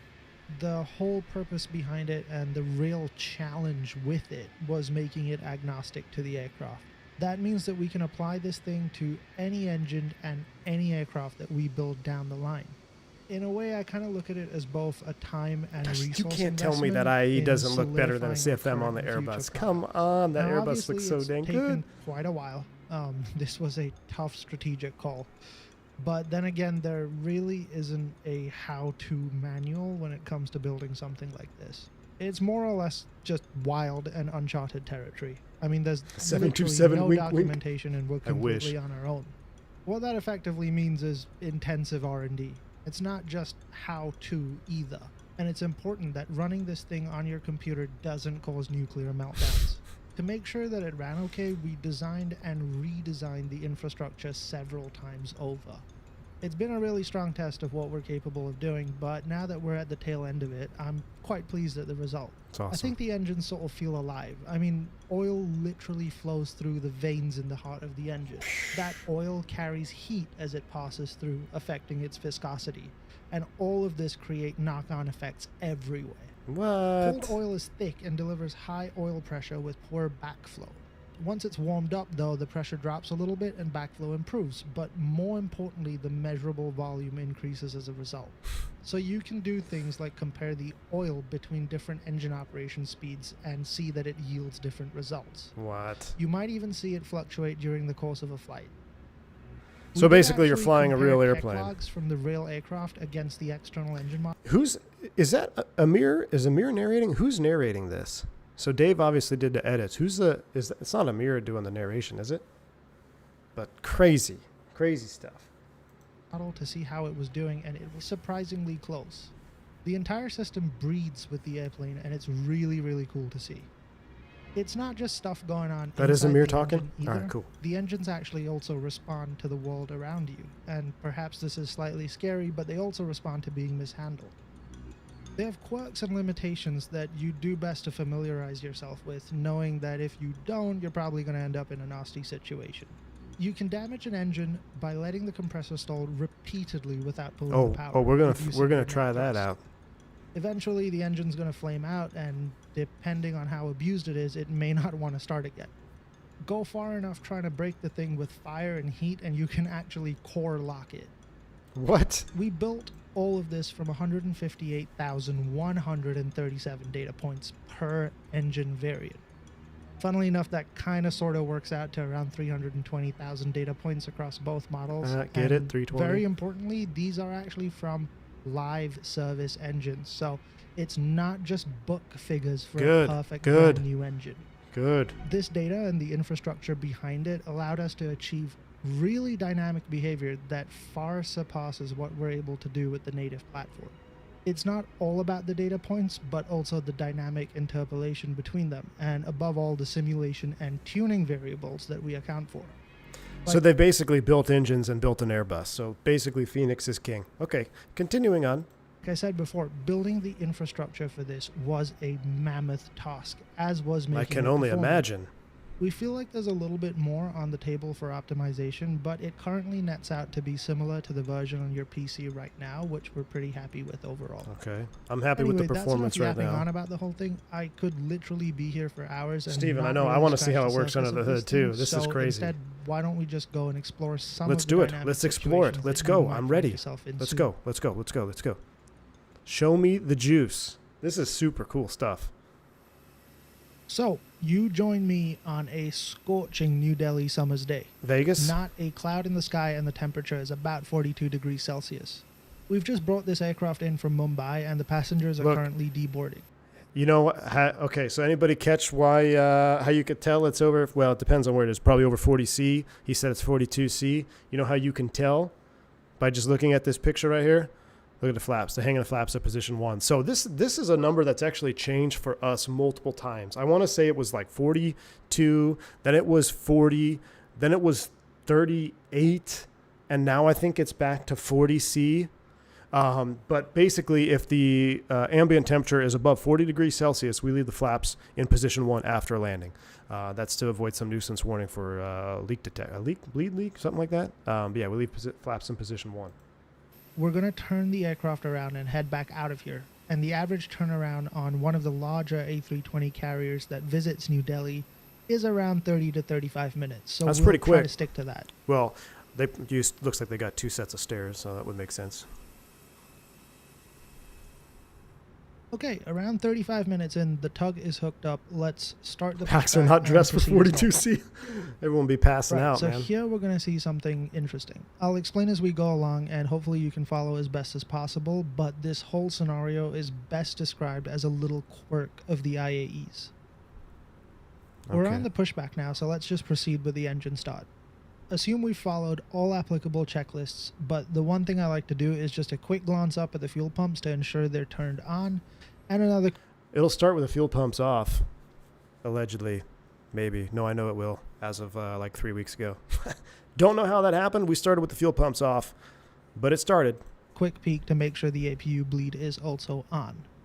Everything looks good, so let's set engine mode selector to start, and let's set master lever 1 to on.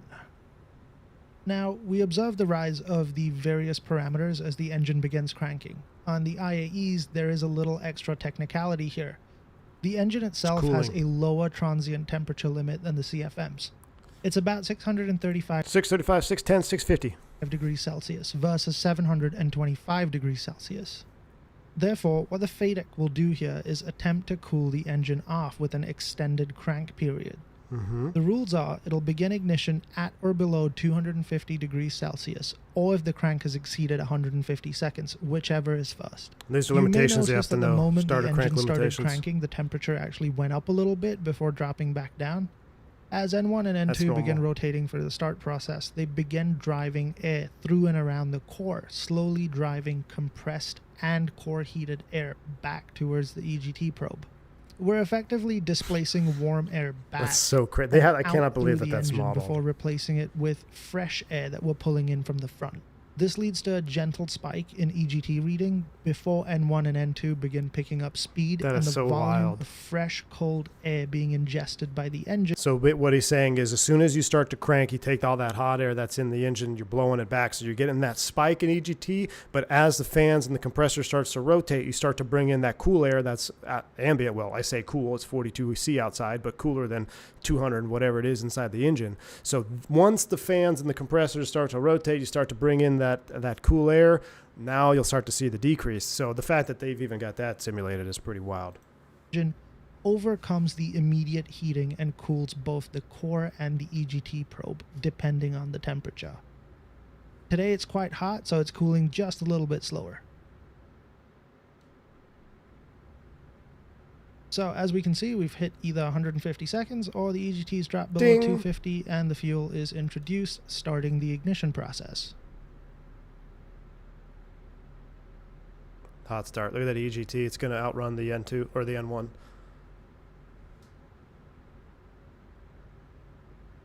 $10 it shuts down. Please don't make me a liar.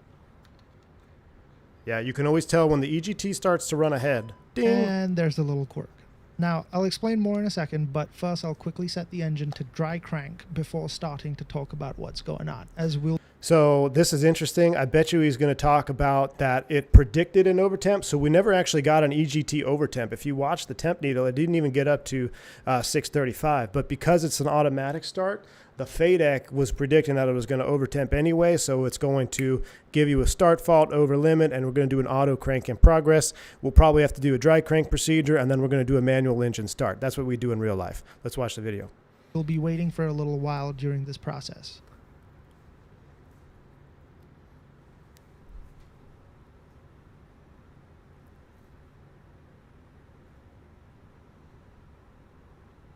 So we set mode selector to crank, and we'll reach for the man start push buttons on the overhead and push for engine 1.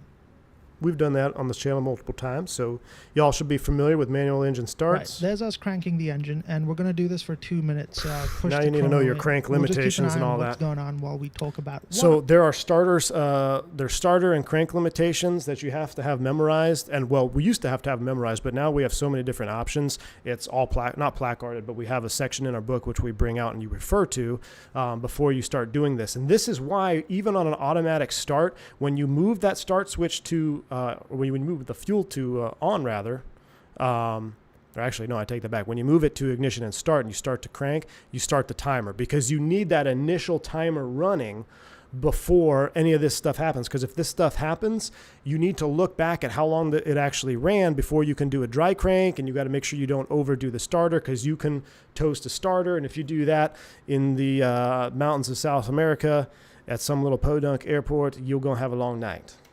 What on earth just happened? As I said before, this is one of the operational quirks of the IAE. This engine has a lower transient temperature limit, which has a very interesting effect on its auto-start behavior when it's really hot outside. Now, this is not an absolute. One thing we learned about engines in general is that behavior and performance will vary from engine to engine. Very true. Some may actually start, others may not. It depends on the engine, on the wing, on the day. This is much the same in Fenix. This may or may not happen to you, but it is almost a certainty if you're pushing very short turnarounds in hot temperatures and the engine hasn't been allowed to cool off enough. So there used to be 2 specific aircraft in our fleet that they're no longer in our fleet anymore. But I used to know them by tail number. I put it in the logbook. I was like, this airplane, and the reason I put it in the logbook is because we had a similar situation with a failed start. It had to do with tailwind. But basically, the start was so weak on this particular airplane that it had a habit for doing failed automatic starts, even when you were just barely in that 40C, 41C. So I had a note that if I ever loaded up into this airplane, I'm like, hey, depending on the conditions, let's just go with a manual start so we can save 15 minutes here and just get this airplane out. We'll do a manual engine start from the get-go. So it is very aircraft specific, and it's pretty cool that they have that model here. Some airplanes totally fine, like not an issue at all, start it up, good to go. But some others are they're just weaker, they're different. That's reality. Very cool to see that that's going to be implemented here with Fenix. Zachary J, I want to say thank you so much, man, for the $10 super chat. Here's that $10 for the EGT bet. Awesome, Zach, appreciate you, man. And that's your 10th super on the channel, man. Very kind of you. Thank you for the support. And Mr. Nudes Knight, thank you for the €5 as well. I'm so hyped for how many times you're going to kill that plane. Oh, we're going to break it. We're going to make the Fenix team sweat a little bit because we're going to try to get down and break it pretty darn good. So appreciate the $5 super chat there as well, Mr. Knight. Very kind. All right, let's continue on here. So what actually happened? Well, the FADEC automatic start sequence protections kicked in there, and it actually aborted the start. It basically determines an overlimit in advance and on the basis of an internal schedule, so Predictive. to speak. That means that when the OAT is exceptionally hot as it is today and turnaround time prohibits the engine from cooling off enough, the schedule is advanced, and as EGT begins rising, it does so faster than the FADEC is expecting. This leads to a bit of a panic moment for the FADEC, and it culminates in what is effectively an aborted start. That's why this is common enough that Airbus have actually recommended to carriers frequently operating in these temperatures to ignore an auto start entirely if OAT exceeds 40 It's degrees. in our book, yes it and is. simply go for a manual start right off the bat. So in our supplemental procedures, we have operations in hot and area of hot climates, and then it says right there, over 40C, consider manual engine start. So it's also in there. Sounds like CFM is superior. Get out of here with those CFMs. Oh my goodness. What protections do you lose with a manual start? Guru, you lose the FADEC automatic shutdown. So there was one scenario where you have to guard the start switches, at least for us. The one time that you guard the start switch is when you're doing a manual engine start, because you do not have the FADEC auto shutdown procedure, auto abort procedure when you're doing an automatic start. So when you're manual start, you guard the start switches and the start levers in case you start to see that exceedance, because you're going to have to kill it manually. It won't shut off on you. Now, when we open up the QRH for a manual start, we will see a note inside it that says, in hot weather, OAT 40 degrees Celsius or above, if the residual EGT is above 100 degrees Celsius, perform a 2-minute dry crank in order to reduce the residual EGT to minimum achievable. Refer to supplement engine ventilation dry crank. That's straight out of the book. So we're going to do that. So this is awesome. We don't have to. I don't have to bring my iPad to work anymore, or to sim anymore. We've pulled up the engine ventilation supplement and followed that before we actually get back to starting the engine. It's a very simple. This is so awesome that they're including this, because we've talked about all the times, oh, well, I don't want to do failures because I don't have any procedures to do the failures. I'm like, well, now you have them. You have no excuse to not run failures. This is so cool. Full procedure, as you can see, and you may spot the initial note which says this procedure can be used on the ground after an unsuccessful automatic start not followed by an automatic dry crank. Well, we did have an automatic dry crank, but the purpose of this note is to state that it's used for removing fuel vapors before commencing a manual start if the engine hasn't Tailpipe fire. auto-cranked itself. In Phoenix, the adverse effects of not removing the fuel vapors if accumulated serious? is indeed moderate. So you can cause a pretty spicy start if you don't ventilate Yeah, I an think engine so. when needed. In this case, it has removed the fuel vapors with an auto crank by itself, but we can still use it to cool the engine, as this note is not exclusive to these situations only. All right, first stream in the Phoenix, we're going to try to do a tailpipe fire or a light off, or we're going to toast it. We're going to do a residual fuel vapor start. So I stopped the crank while explaining all that at 2 minutes, so we don't add some excess wear to the starter and or break it. The starter breaking itself isn't part of the simulation just yet, but we're looking to get into that later. We can see that the EGT's dropped a fair amount, but as we stop the cranking, it may climb ever so slightly as cool air stops flowing over the core and the core heat begins diffusing back towards the probe. Yep. There's a lot of complex thermodynamics and thermal exchanges going on here. All that aside though, let's just get started with lighting this engine up manually. So cool. We've given the starter about 15 seconds between engagement to lubricate itself, and now we can commence the start. So following along in the QRH, we've checked the thrust levers are at idle, and the engine mode selector is already in norm, so we'll go ahead and switch it to start. The Fenix come alive, and we'll look to the overhead and once again hit the engine manual start push button. And you got to guard the start switch. You're not guarding the start switch, Amir. 0 for 10.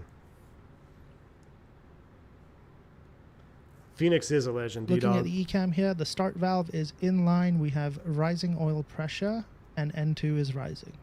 We can skip a page on the procedure as N2 has already gone past 16%. If it doesn't, there are supplementary procedures, but it has, so we're just going to move on to the next page. Basically shedding stuff. We're looking for maximum motoring speed, which we've now achieved, and we're happy with the EGT at the moment. So we'll go ahead and flip engine master lever 1 to on, and we'll hit the chrono at the same time. That's where you hold your breath.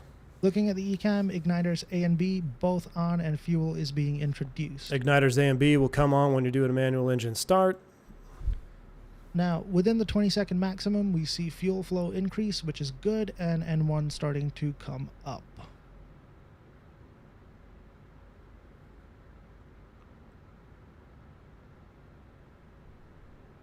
See how the EGT is not really outpacing N2. N2 is 43, Next N1's page 40, here, or EGT N2 41, reaches 43%. We're checking for igniters off as so, and start valve above 43% is hold your now breath, hold your showing a breath. cross line. Because if it hot starts on this one, then you're going back to the gate. Main and secondary engine parameters all 578. relatively Perfect. normal. We're going to go ahead and switch off the manual start push button and set the mode selector to norm. Now you got to make sure. So this is so you'd also probably brief that on takeoff if you're doing if it's super hot. Be like, look at our EGTs, we're running hot, our engines are running hot. We do a takeoff, we'll be considerate of a possible overtemp. Consider abort procedures. Either you will abort or you won't abort, even if it reaches that limit and it goes amber, something to keep an eye on. So cool stuff there. Really neat.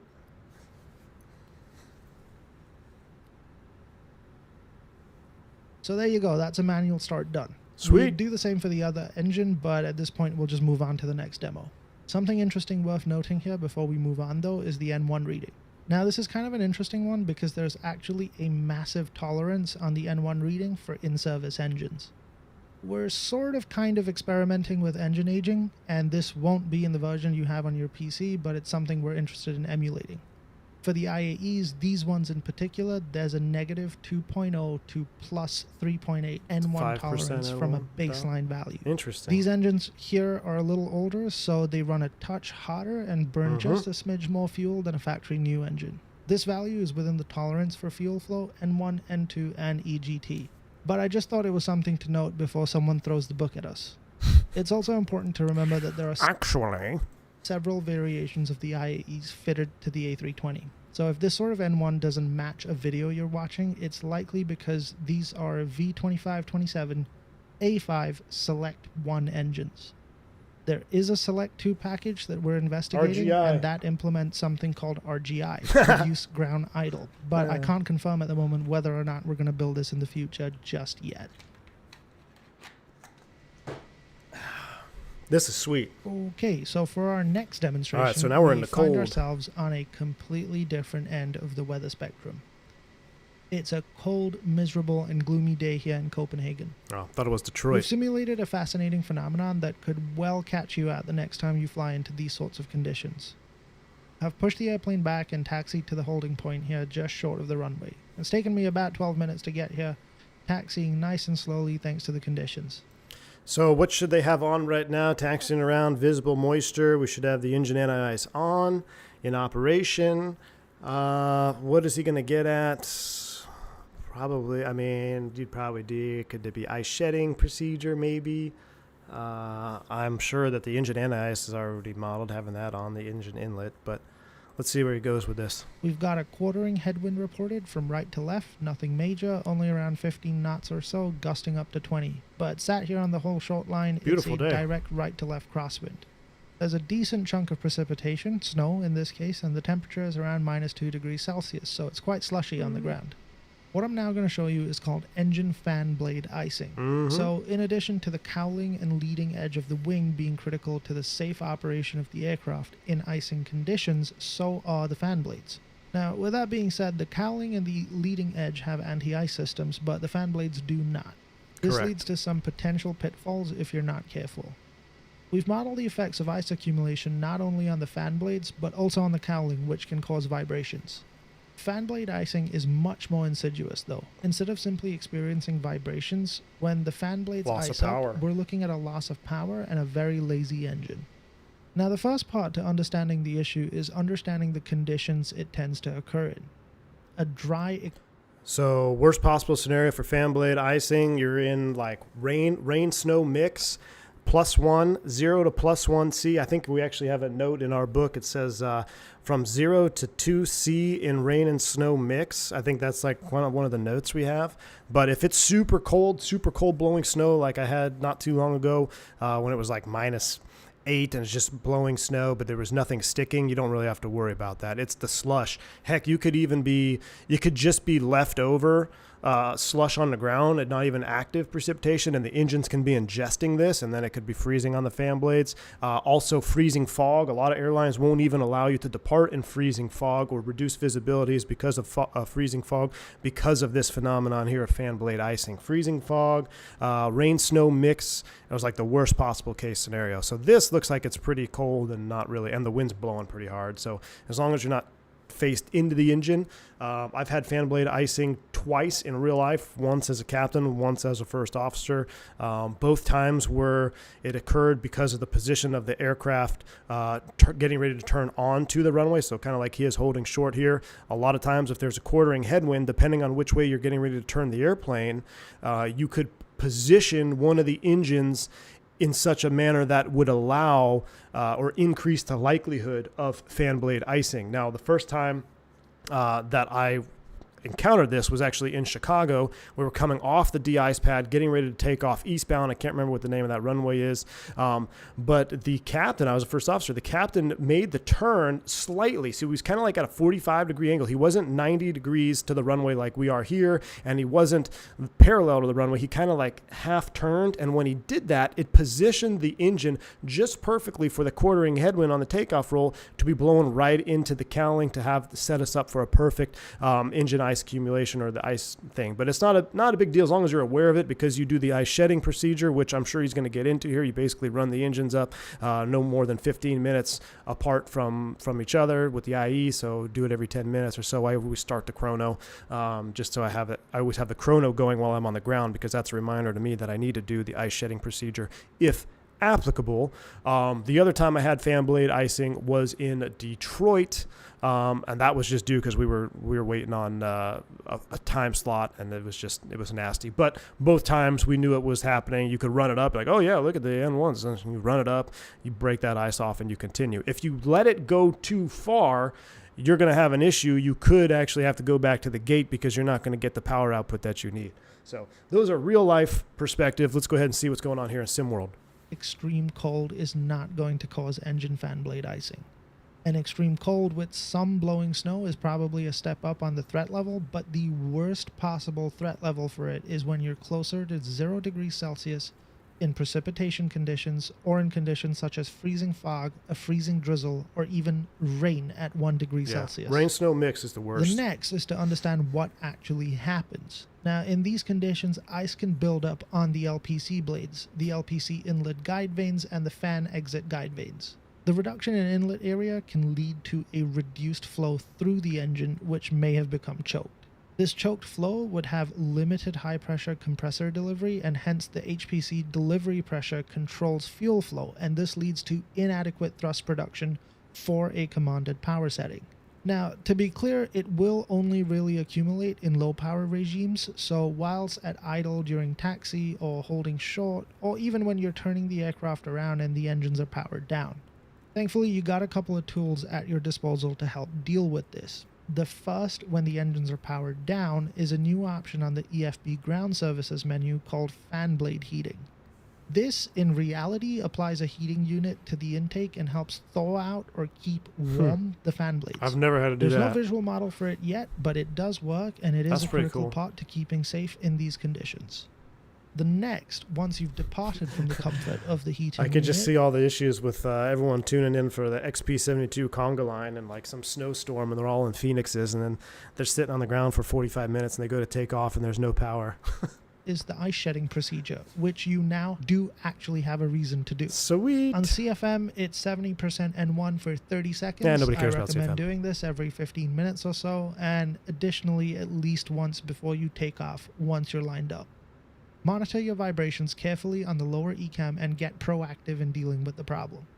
On the IAEs, as we have here today, it's 50% N1 every 15 minutes minimum, so keep a good eye on the clock. That's straight out of the same rule book. Applies. Add a run-up when you're lined up that's and straight ready out to of go the- too.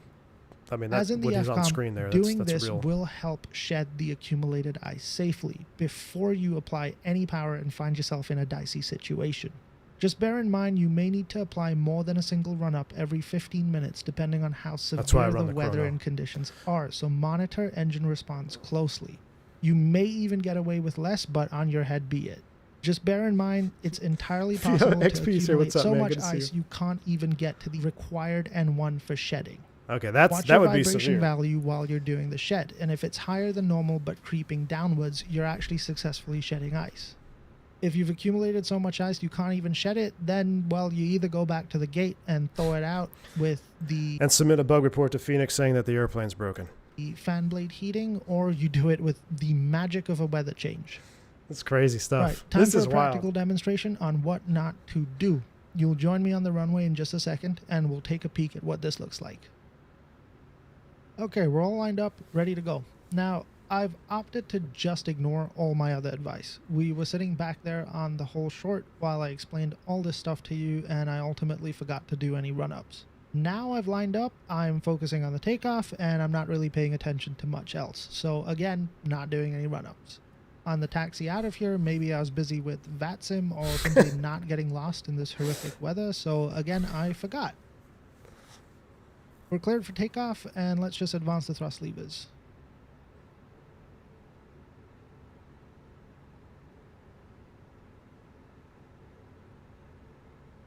Look at the look at. Yeah. And yeah, look at that. So it's probably a good thing I'm stood on the brakes because that does not look very healthy.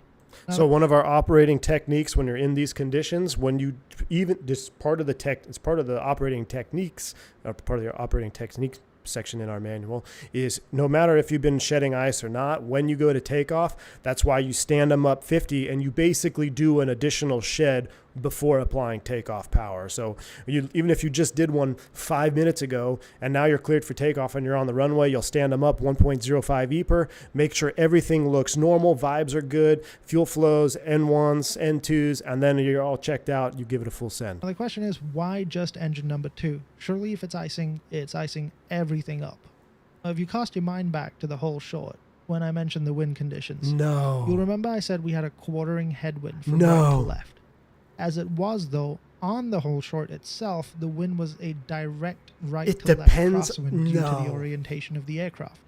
And what ended up happening was poor old engine number 2 was sat out there in the wind, cold, and elements, while engine number Are 1 you was serious? actually being shielded So by it the mo- fuselage. it's mo- and it therefore, what? it did not I'm have done. a bunch of precipitation done. blowing into it. Okay, I'm We uninstalling take all the other of this stuff modules. into I'm with Google. consideration. It's pretty fascinating, to I'm be done. honest, because the same exact thing occurred to an A320 PMDG in who? something like 2004 or 5. In that incident, it took a grand total of 6 minutes on the whole short to accumulate enough ice in engine number 1 such that when they Jeez. applied takeoff power, the asymmetric thrust effect was so strong that the aircraft deviated from the runway at Oof. 22 knots, and they couldn't recover it. So they ended up in a field next to the runway. This is some pretty scary stuff. Call the and chief in pilot. that situation, the crew didn't ice shed the engines. Now, in MSFS, I think you've got to worry about it too. What? The fact that it's not just like, oh, both engines are going to get it and stuff. Like, you have to, it's not just random. It is very dependent. So the reason why that's, it kind of blows my mind even more. So after having that experience in Chicago, when I was a new first officer to the Airbus, I have since adopted, like, it's part of my briefing and like kind of overview when we are in these conditions, prime for ice or fan blade accumulation, that I won't turn. So I don't have a diagram in front of me, but basically, if you were to look at Chicago going eastbound, what is it, 9er left for departure, whatever it may be, when you come out of the ice pad, I won't pull up and hold short depending on the wind condition. I will either stay parallel to the runway, depending on what the wind is doing, or I will make a full 90-degree turn and be completely holding short of the runway at 90 degrees. I won't do kind of a half turn and sit there at 45. And this depends, on the runway layout and the airport layout, because it is dependent on the ambient conditions around you. So the fact that they have that modeled is just, I'm done, man. This is insane. All right, finally. Ooh, compressor stalls. This is going to be spicy. I've had one compressor stall in IAE. It was pretty much maintenance directed. They said it's going to happen, blasting off out of San Diego. We had 3 mechanics on board. I was a new captain on reserve, so you get assigned all the crappy trips, basically everything that nobody wants to do, maintenance ferry flights, or maintenance check flights. That's always a fun one. Hey, we just put a new engine on. We got to go do a test flight. You get called in, you got to go do it. Cool stuff. There was an engine that had a compressor stall on approach into San Diego, grounded the aircraft. Mechanics flew out. They worked on it overnight. They did an engine swap. They had an issue with the engine swap, so they put the engine that had a compressor stall on the other side, basically, and then had a new engine come in. And yeah, it was wild. So we took off, and he said, you might get a compressor stall. So we had one compressor stall in the run-up, and it's pretty freaking loud. I've never had one in flight or like after takeoff, like boom, boom, boom. I've never had that, thank God, knock on wood. But I have seen one on the ground during a run-up when it was even expected, and it still scared me. So let's get into this one. This ought to be fun. Final one, as this video is starting to get very long, and I'd quite like to get some sleep. We're here in Edinburgh. It's wet, it's windy, and it's kind of wild. We'll keep this one short, as I think this phenomenon is quite well understood. We've got a massive crosswind, 45 to 50 knots blowing from left to right, well outside of aircraft limitations, and I shouldn't really be here. But in the words of William Ernest Henley, I am the master of my fate, I am the captain of my soul, and I am the captain of this damn airplane, so I've decided we're going anyway. Everything all set, let's stand on the brakes and apply a bit of power.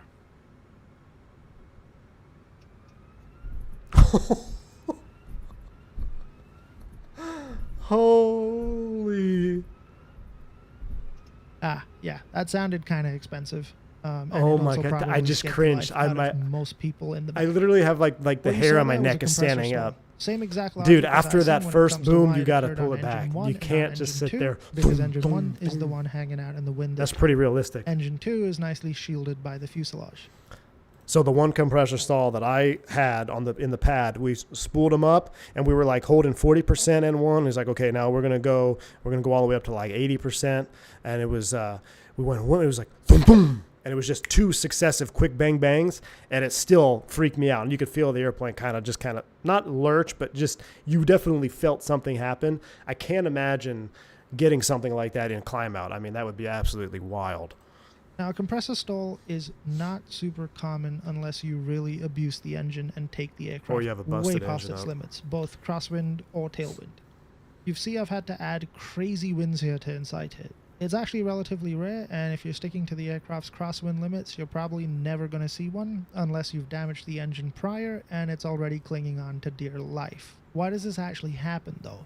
Well, the engine, when it's running at power in relatively normal conditions, the air traveling into the intake does so in something called a laminar flow. Smooth, in other words.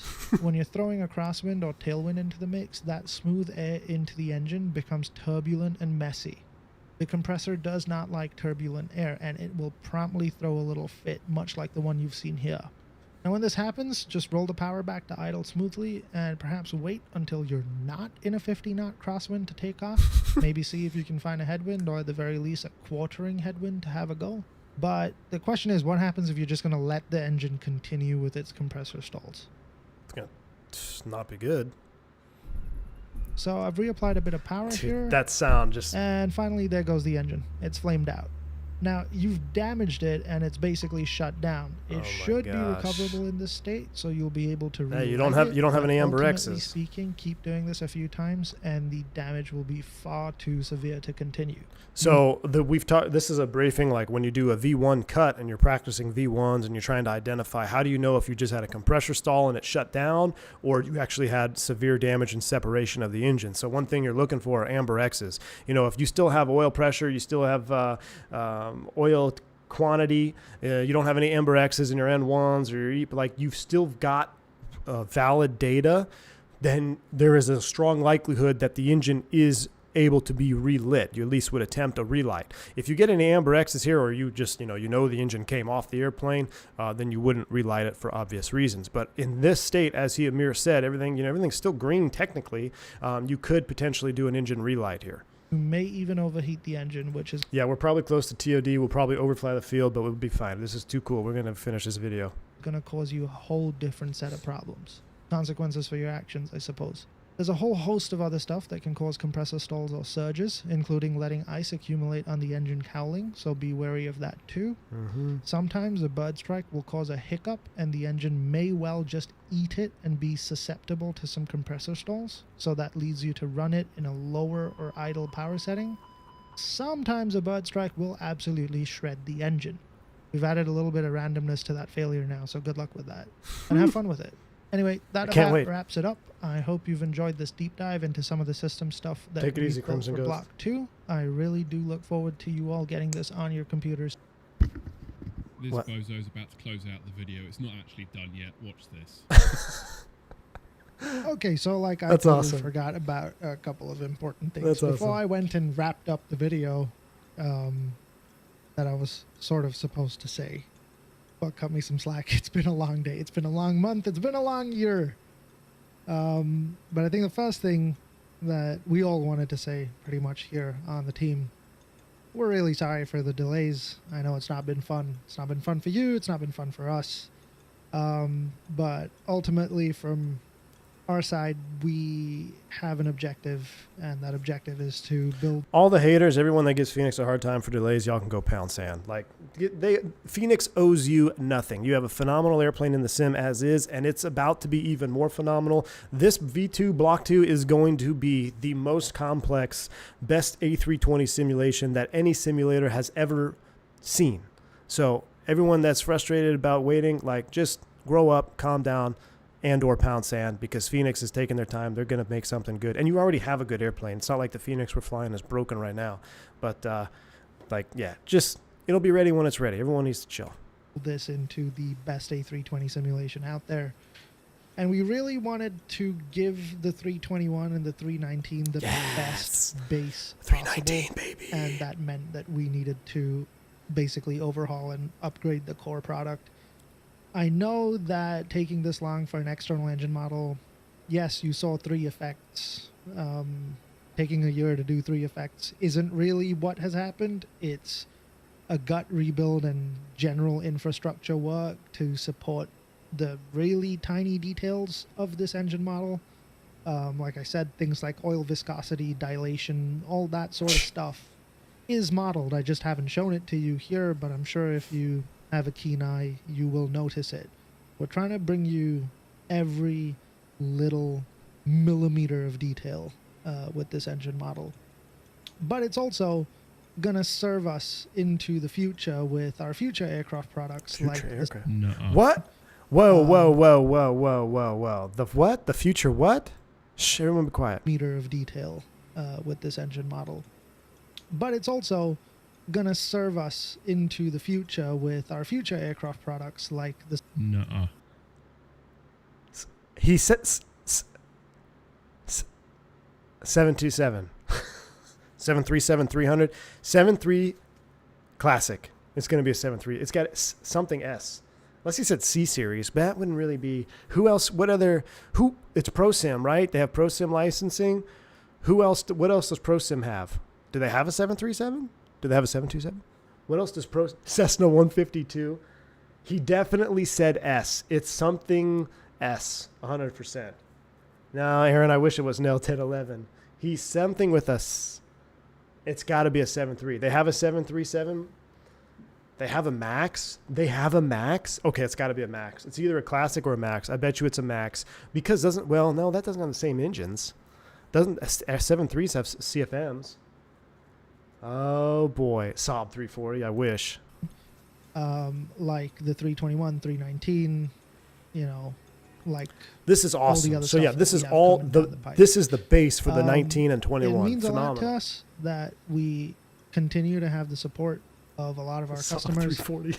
Like I said, a year long to develop this. You guys have been really patient, and it's been tough. It's been tough for all of us. But ultimately, that reinvestment, it goes into the 1921. Like I said, we wanted to support the core of the product to be strong as possible. We wanted to give you guys this update or upgrade for free, because looking at the 321, 319... Yeah, that's another thing. This is an update for free. So...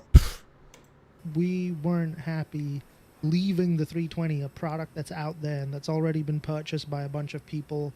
We weren't happy leaving that in the state that it was and then moving forward on the next paid thing.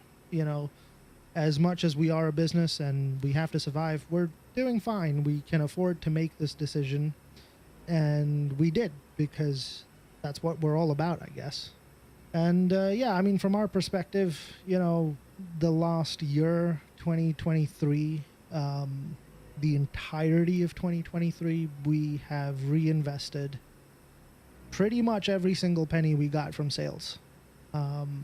So I don't think we'll be taking much profit out of 2023, but I do believe that we've really done right by the product, and that we have done right by the 321 and the 319, because both of those are going to be better products as a result of this. Hell yeah, they will. They're being built off this basis. That is crazy. So you're going to have 3 Airbus models that are basically real life. So hopefully you should see those before not too long. Now, the other couple of things I wanted to talk about, kind of important to some of you. Phoenix is the king. Maybe less important to the rest. The first is more of like a service announcement. We've also built a web MCDU. I haven't featured it because I kind of forgot. Is that on the phone? But it's there. There's a web MCDU now. You can use it. It's linked up to the MCDU in the airplane. That's pretty cool. Ben, one of the new guys we brought on, who is our CTO, he put that together, mostly because he wanted it, so he went out and built it. And I think a lot of people are going to be happy about that, because they've had to go elsewhere or externally to use a web MCDU, but now you got it natively supported. So that's great. Number 2, and I think people are going to be, or some people are going to be quite happy with this.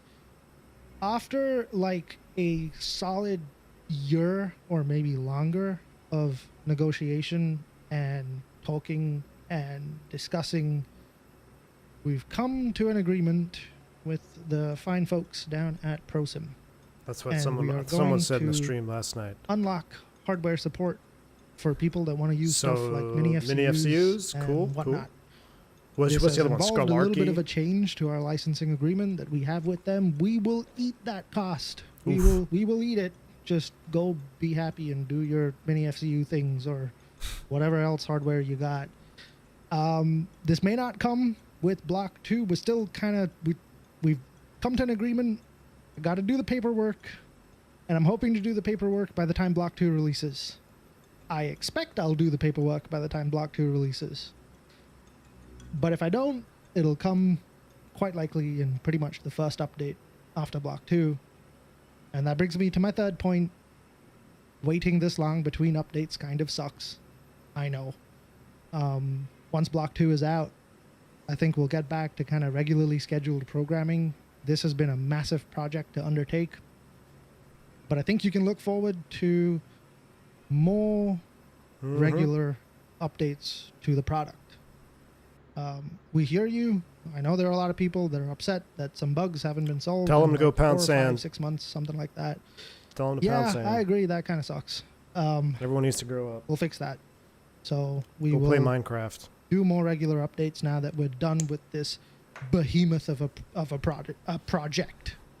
Now that we're done with this behemoth of a project, we will fix that. So we will start giving you more regular updates. And I think that's it. I think now I can say I hope you enjoyed the video and that this is probably the end, but Dave might yell at me for something else. So there might be a additional thing to this. I don't know.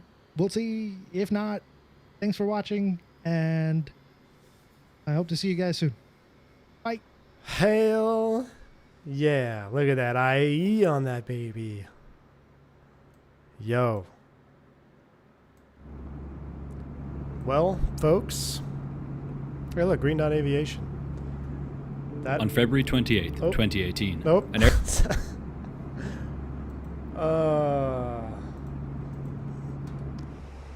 Are we at TOD? Yeah, we did. We're close. Wow.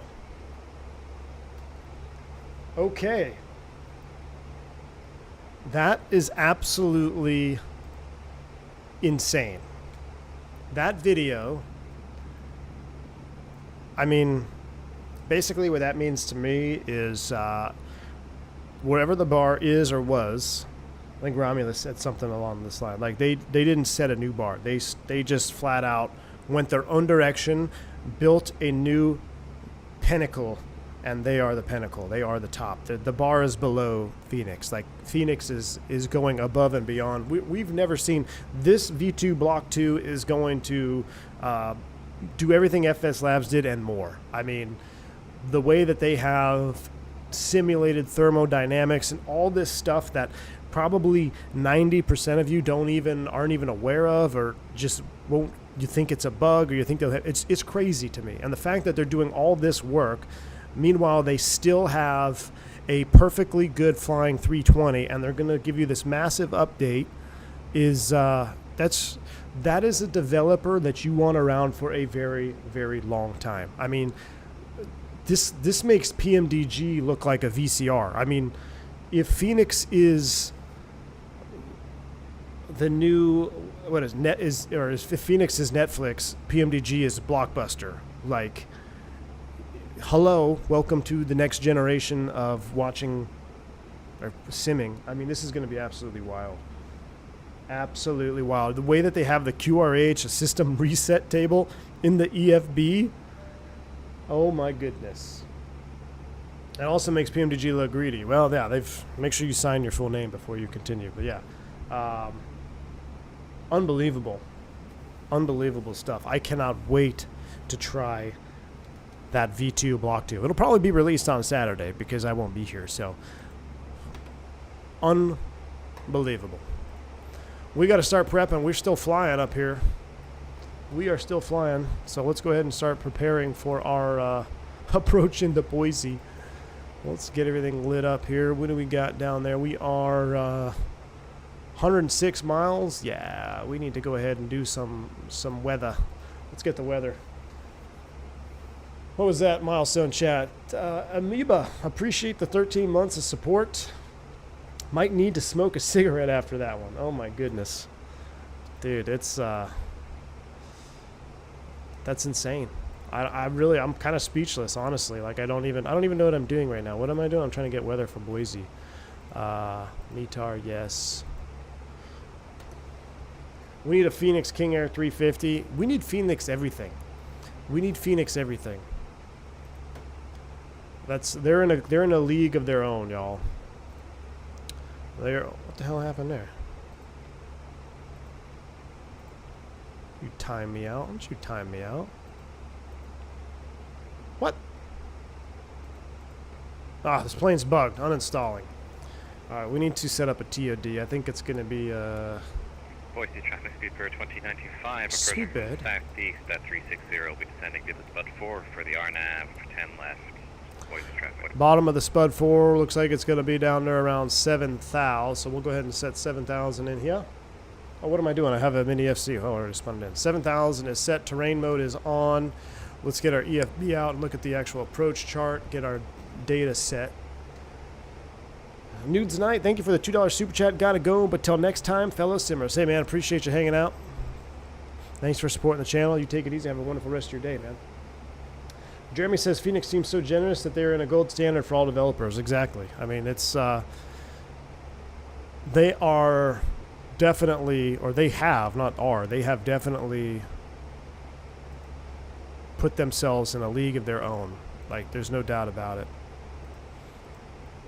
They are in a league by themselves. 110 at 11, 10 miles.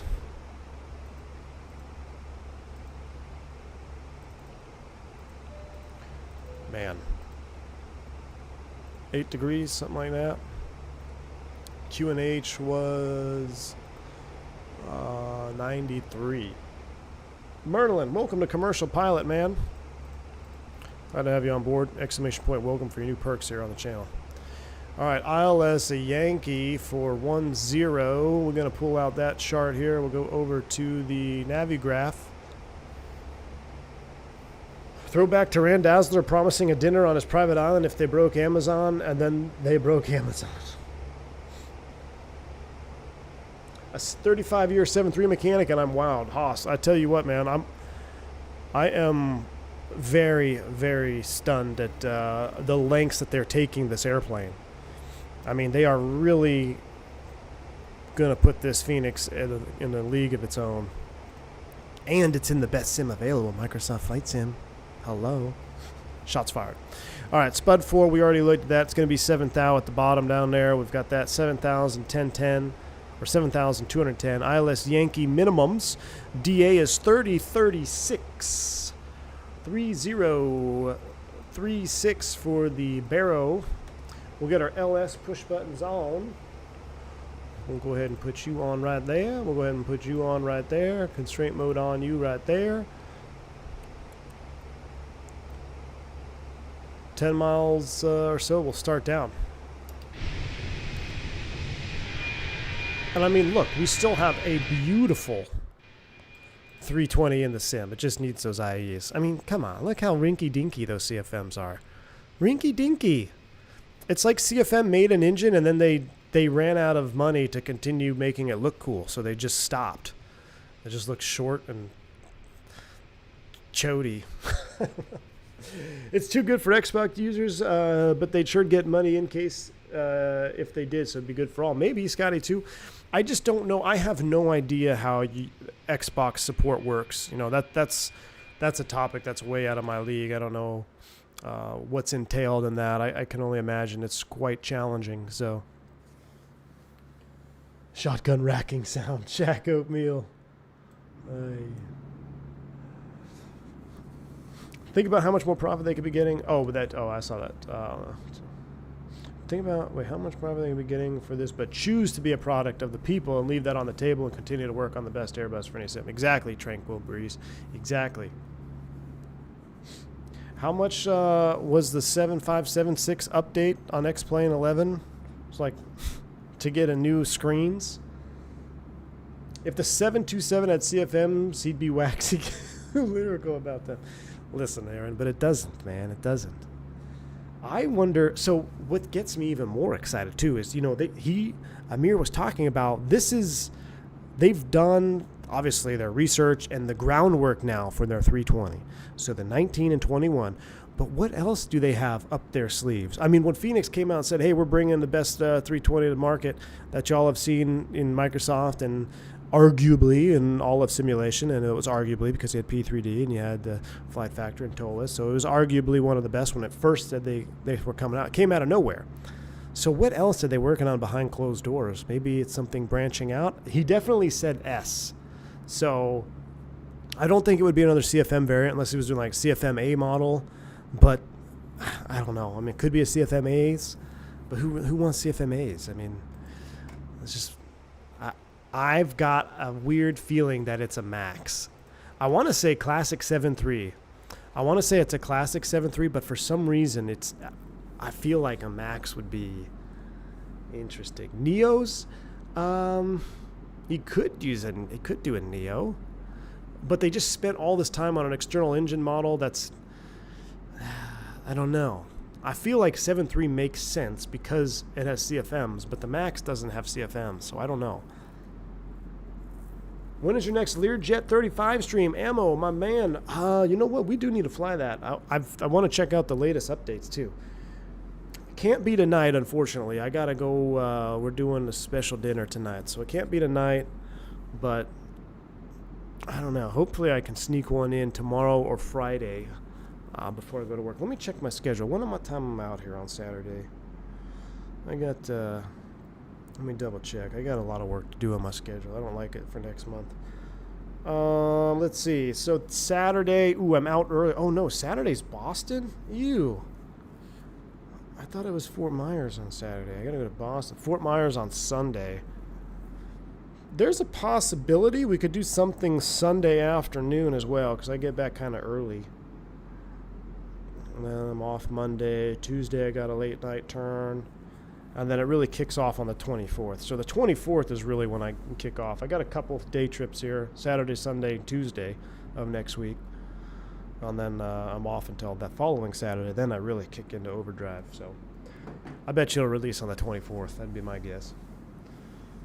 Maybe they'll bring CRT. No, Kyle, the reason I don't think a CRT is I'm pretty sure I remember Amir saying something explicitly saying how they don't want to do CRTs because it's just a whole different can of worms, and it's just for what you'd get out of it, it's not worth the time and effort to do it right. And they only do things right. They're not just going to make fake screen mods, you know, because there's actually some other stuff behind the screens, the EIS1, CRT layout. So I don't think that's on the table. Would be cool though, but I mean, I'd much rather bring a 7.3 or a 7.2. If it turns out to be a 727, Vion will be quiet for a while until he comes around from fainting. Yeah, I'll retire from flying, man. A Jurassic 7.3 Blueberry, hell yeah. Pac-Man, thank you for the $10 super chat. Very kind of you. Still remember a few flight sim blogs saying Phoenix was dead last year? This is awesome here, so if you ever run into a mirror, buy that man a beverage. Pac-Man, you know it, 100% would. I don't even know where Amir's from. Isn't he like... Is he from... Not from Delhi, right? They did the sim in Delhi, but I don't think he's over in Europe somewhere, right? But yeah. Buy that man a beverage if you ever see him, if you ever run into him. That dude is awesome. Phoenix team. Maybe they'll be... Were they at Flight Sim Expo last year? I wonder if they'll be there this year. It'd be cool to kind of meet the team behind the product for sure. But absolutely. Thank you so much for the $10 super chat, man. Uh-oh. The legend himself is in the chat. Q8 Pilot is here. Q8, 34 months as a member on the channel. Thank you so much for the support. Phoenix upcoming updates are exciting, but makes it really worthwhile is having V1 validating it and telling us all about it. Hey, Q8 Pilot, so happy to see you popping by here in the chat. Thank you for the kind words, man. Appreciate you. I hope you are well. I watched your Cows DA42 stream. I'm really tempted, Q8. I've bought more GA products with the Q8 seal of appeal than I am willing to disclose. But always a pleasure to have Q8 here. Hope you're well. Hope you have a wonderful rest of your week. And thank you for the kind words, Q8. He is based in the UK? Okay, makes sense. You'd love a 340 from them? It really sounded like he said S. You know? Hey, look at our Vnav is not being perfect. I'm going to submit a bug report here. 250 at 11, speed brakes out. We're getting ready to go through our magic barrel ref.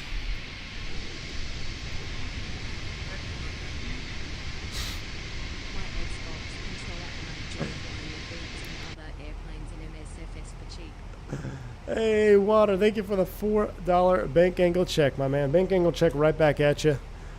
Hey, there's nothing wrong with flying with an Xbox controller, dude. There's nothing wrong. Look, there's nothing wrong with it. I'm not saying there's anything wrong with it. We are about 25 track miles, 10 left. Ooh, 25 track miles. Sounds like an EASA lad. Water. Appreciate the bank angle check, my man. And look, there's nothing wrong. I want to make sure that's very clear. I'm just saying, to reiterate what Shaq Oatmeal said, is if we want to demand accurate and good flight modeling from devs, you have to be able to, you have to invest in your hardware to take full advantage of it. If you don't invest in your hardware, then you're not going to be able to take full advantage of said advanced flight models. There's nothing wrong with that. If you still enjoy, and like someone said in the Discord, we were having this discussion earlier, if you've never flown with another stick, a side stick other than the TCA 1600s or whatever it is, then you have no idea what you're missing, so there is really nothing to compare it to, so you are going to be content with what you have, and that is good. I understand everybody comes from different financial backgrounds, and they have different situations for their sims. A lot of the Microsoft community streams on X or flies on Xbox, so I fully understand that, but what I'm trying to hint at is if you want more, if you want to take advantage of what these devs do and put in all this hard work, you got to find a way to invest a little bit in your hardware. I think side sticks are huge. Rudder pedals, yokes, like getting good peripherals will only increase the enjoyment that you get from your sim. It's only going to help you out. It's not for anybody else. It's for you, yourself, and you. But yeah. We're at a 16.3, 250 on the speed, descending via. We are looking good. I'm pretty sure we have a one of the Mormon messages here. Let's go ahead and take a look.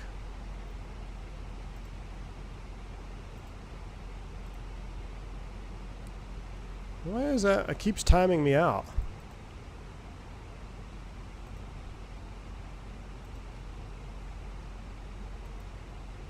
There we go. Send delay code. No, we're not. We're good. All right.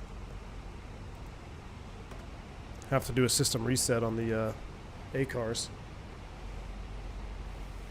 Spending Valentine's Day with the V1 squad. Now, Bill, appreciate you, man. Happy Valentine's to y'all. Phoenix. Will Phoenix be my Valentine? SOP 340. Shaq Oatmeal says if you get the DA42, I'll give you a checklist if you want. Shaq, nice, man. Shaq, do you have... Are you training in that? So... I wonder if you could... That would be pretty sweet. I'll have to check it out, Shaq. Sure is love that I have real SOPs for it. Takes it to a next level. Also, you do. Yeah, hell yeah, Shaq. That's awesome, man. Good deal. Browning. If you had to pick a priority to upgrade, what order would you rank? Side stick, rudder, or throttles? So, Bo, I would say it's going to be dependent on what you fly the most. If you primarily fly Airbus and or side stick driven aircraft, whether that's, the Cirrus has a side stick, military aircraft, maybe you do DCS stuff. If you primarily fly more than 50% of your time with side stick aircraft, I would invest in a quality side stick first. If you fly mostly yoke driven aircraft, then I would say go with the yoke. But there is a caveat to that. If you are going with the yoke, you're going to need, well, you don't need it, but it will really change your life having rudder pedals as well. So going with the yoke route, you're probably going to spend more up front because a yoke and pedals kind of go hand in hand. If you have a side stick, you can use twist grip as your rudder. And while it's not perfect, it's definitely feasible, and hundreds of thousands of people do it. I did it for years. When you don't have that twist axis for a rudder and you're going with the yoke, it can make it pretty challenging. I'm currently dealing with that at my home sim. I have a yoke and I use the twist grip on the TCA for pedals, but it's like, okay, you basically land every single airplane side loaded and you're not going to track center line, but if you're okay with that, then, whatever. But if you fly primarily yoke driven aircraft, you're going to probably have to price in there a pair of rudder pedals with you. I would actually put quality rudder pedals last, and I'd go stick, yoke / pedals together, and then quality throttle quadrant, and then quality pedals at the end. Because you can get away without quality rudder pedals unless you're really trying to fly super accurate, like helicopter stuff, or you're practicing crosswind techniques. I think you can get away with skimping a little bit on the pedals until you have some of the other stuff. But it really kind of depends on what you personally fly. It's going to be different for everybody. Mad Dog with V2500s. Ooh, could you imagine? Rail Cowgirl, appreciate you stopping by. Thank you for hanging out with us. Enjoy the rest of your afternoon or evening, I guess, for you. And thank you for becoming a member of the channel. Appreciate you. Thank you for kicking me in the butt to push through the PPL theory. Exams will be done in April, and hopefully have a PPL-A this summer. Hey, Rail Cowgirl, that is fantastic news. Please come back and give us an update as you progress through. Really, we like tracking that stuff here on the channel. We know Shaq's in training. We got a couple other folks training as well. So I always like to stay in tune with what y'all are doing. So do report back. Appreciate you, and have a wonderful rest of your day. I flew with a T1600 HOTAS pack for years until I went honeycomb and MFG. Good deal, Digital Mark. Yeah, I flew with the Satek, well, actually, the X52 and Satek pedals for 5, 6, 7, 8 years. And then I kept those Satek pedals. They were broken. The axis was broken. The brakes were broken. I had those for over a decade until I upgraded to the quality MFG crosswinds. I actually updated my stick, my yoke, my throttles before I changed out the Satek rudder pedals. You all probably remember me trying to be on centerline with those things. It was pretty hard. Don't touch my JT8D, says Cam. Could you imagine a Fenix level MD-80? MD-90? What? I got it. What if he was going to say 717? What if he was going to say 717? Those have CFMs, right? No, they have IEs. What's the 717 have? I don't even know. MD-90? No, I think he was going to say 717. Bradley, I know it's just the way YouTube's running now, man. Unfortunately. Flight to traffic speed over 28.5, short final 10 left. A 707, I wish. I wish it'd be 707. Oh, if it was the 707. I wish. I hope it's a classic aircraft. I know it's probably not. It's probably a 7.3. I tell you what, though. I don't care what anybody says. If they dropped a 737-800, it would be better than PMDG 737. Straight up. I can just tell you they would be better than PMDGs. All right, let's go ahead and extend flaps 1. We're going to activate and confirm the approach phase. I already flew through it. That's why we decelled. We'll select speed here. We'll slow to 180 knots. And we're approaching VFE next. Minus 10. We'll go flaps 2. We'll get the Throttletek cam on. Flaps 2 coming in. A real 748. Oh my gosh. If it was a 747... okay, let me put it this way. If it's any airplane that has more than 2 engines, I'll probably retire, because I know it's not going to be one of those. It'd be too good to be true. If Fenix dropped an airplane that had more than 2 engines, I would just quit flying in real life and just become pro streamer. Okay, maybe not, but I would have to take a leave of absence. Random Pilot, good to see you, my man. Appreciate the $5 super chat. Good to see you again, V1. Just got my ATP with the Phenom 300 type. Hell yeah, man. Loving life, good skies, and tailwinds. Hey, Random Pilot, fantastic news. Congrats. Phenom 300 type. That's sweet, man. We got a Phenom, I think we went with the Phenom 100 in Microsoft. I think there's a Phenom 300 X-plane, though. But congrats on that. Stay safe. Blue skies and tailwinds right back at you, my man. Appreciate the support. Flight to traffic speed for 2095, vacating the active at Charlie, taxi to the gate. Winds are a little bit spicy on the threshold. Appreciate the report. All right, we got a speed down and safe, so let's go ahead and, oh, I forget, I have to look here. Let's go ahead and set 5 thou. Actually, we'll set 6. We'll do 6,000, thrust idle, open, descent. I'm going to select heading, too. Let's go ahead and go heading 290, get us out here kind of on a dog leg. We'll extend the line. We'll shoot the line off of, what do we got there? Can't quite see it. We'll shoot the line off of Elube. So we'll go here, we'll go here, we'll go insert, we'll pull heading again so we don't intercept it. Elube is at 4,400 feet. Let me get flight recorder ready. She's got power. That's awesome, man. Phenom 300. I want to say we did a checkout flight in a 300 when my old boss was looking. I think it was a 300. I don't even remember. That's so long ago now. I know it's a nice bird, though. I think they look sweet. Good ramp presence on the 300, no doubt. Speed alt star. We'll make it 5. 5,000 blue. Thrust idle open descent. We're activated and confirmed. Recording is ready to go. Boise traffic Hector 357 turning to the right base. Runway, I don't know, 25 right? What runway are we? Correction, 10 right. Alright, let's turn it over. Right turn.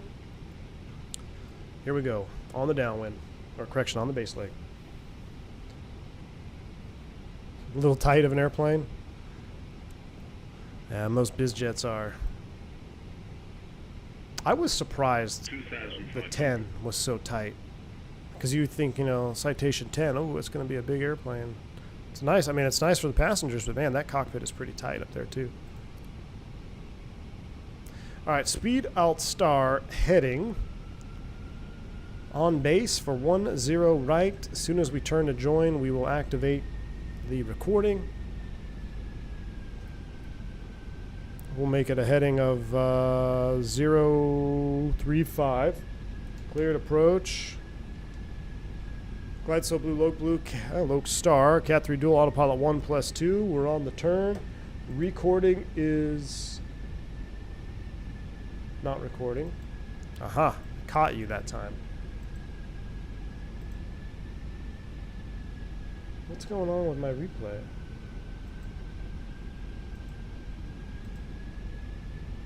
So it's doing that thing. Hold on, let me restart. Fly live quit working again? Something is going on when I fly this airplane. Hold on. I'm gonna quit fly live. Well, no, fly live is working here. I'm gonna keep that up. I'm restarting replay mode. Okay, now it's got it. Okay, we have confirmed replay is working. Yeah, Fly Live is broken. It's fine. We'll just kill it. We'll analyze our touchdown in replay mode. Now, I will go low brakes because we don't have the tactical flip-flops installed, and I don't want to roll backwards trying to apply brakes. Straighten you out a little bit. Let's hand fly this sucker. Autopilot's coming off. Manage speed. Gear down. VFE next, -10 flaps. Runway's in sight. Oh boy, we're gonna be, don't be level. I was a little early on. There's glide slope star. Ground altitude 5,000 is bleh. Ooh, a little bit spicy on the winds there. Only configured early. Flaps full, landing checklist. Gotta wait till we go below 2,000 feet. We'll run that.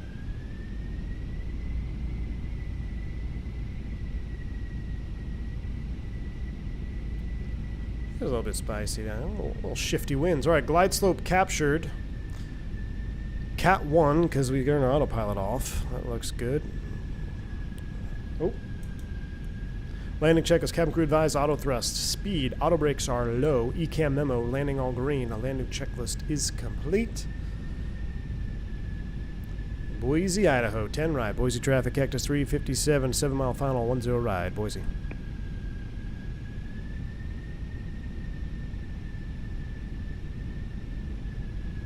If you look here, flaps full. I don't have the right pitch attitude. Phoenix is trash.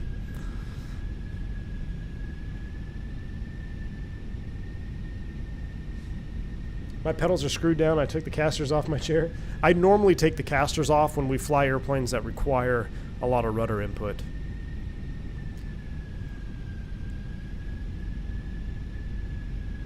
Mr. Saturday, I know, man. So you could see the IEs, like you could. I'm really curious to see how the auto thrust is going to handle in the standalone engine model, because you could see it's a wee bit. I don't want to say jittery, but it's kind of all over the place. It's doing a good job. It's keeping us right on speed. I mean, it's keeping us bang on speed. But if I disconnect, let's go manual thrust. All right, so auto thrust is off. 1,000. And now, you know, it doesn't need to be super jittery like that. You can work it a little bit smoother.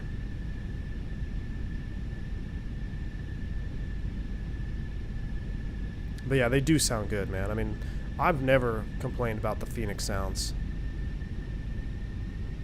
Other than when they were a little bit too quiet, I think, on the front. But they are super high quality. So yeah, about 64. Yeah, pitch and powers, meh. 449.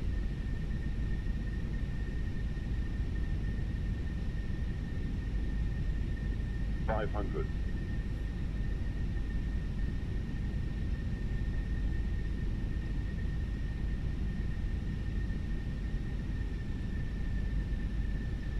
See how flat we are? Above.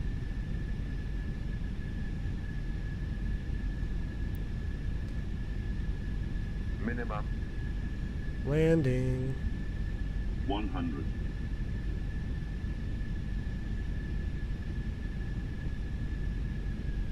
50, 40, 30, 20. Retard.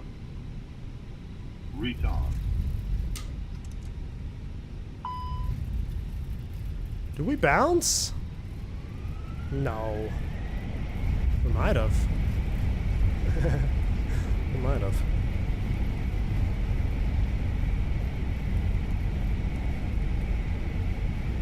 Manual brakes.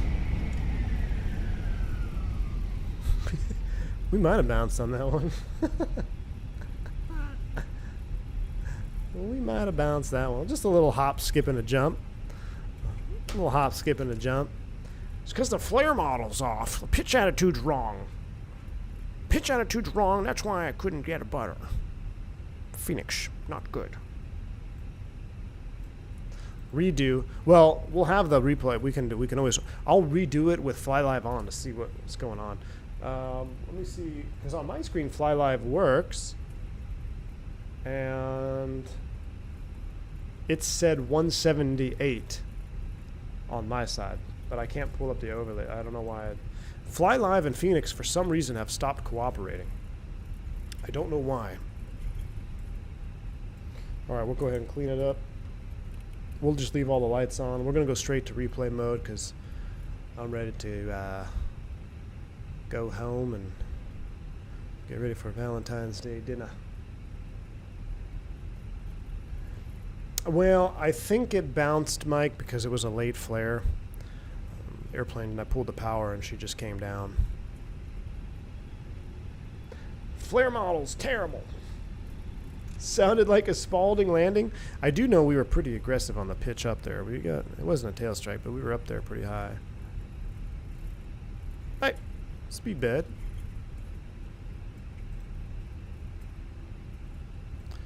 All right, we'll just take gate 11.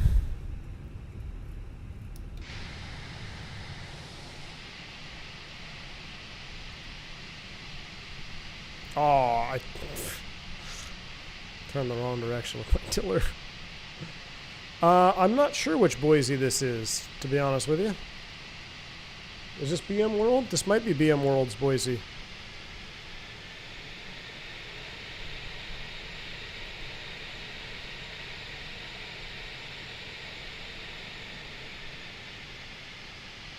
Oh.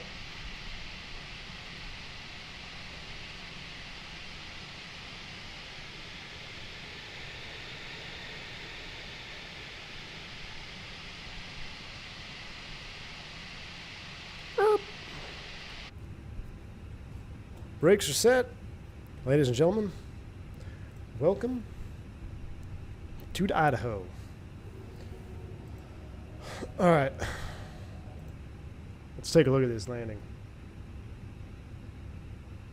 Can you please explain how you transition from pedals, rudder to tiller on landing? Do you need a flap? Nope, there's no switch. You just want to be below about 30 knots. I don't put your hand on the tiller until 30 knots. Below 30 knots, you can start to kind of tweak over on the tiller. But you don't want to do it any faster than that. It actually becomes less effective too the faster you're going. All right, here we go. Replay. Let's see what happened here. Let's release the parking brake. Let's get our wing nut flaps out.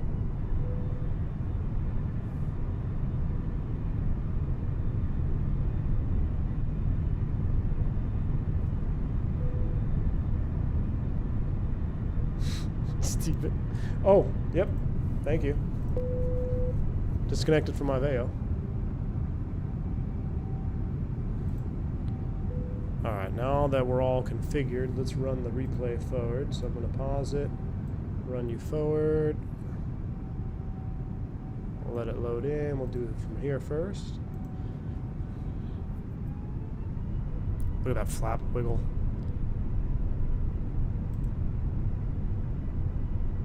I like the sun reflection. I don't know, I'm getting a lot of stutter right there. Look at that wing texture, though. Fenix wings are just 10 for 10, man. Gotta love it. Appreciate you, Nick.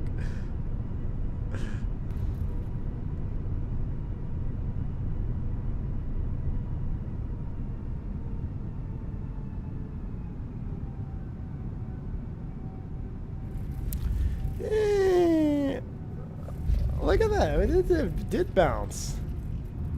What's up with that? Random Pilot, thank you again for another $5 super chat, man. Good flight, V1. See you downstairs for a glass of milk. Hey, buddy. I'll see you down there. Save one for me. Take it easy.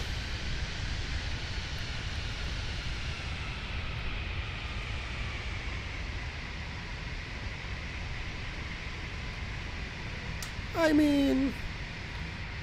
Oh, it didn't really bounce. It was just so smooth that the struts came back up. I don't think we bounced.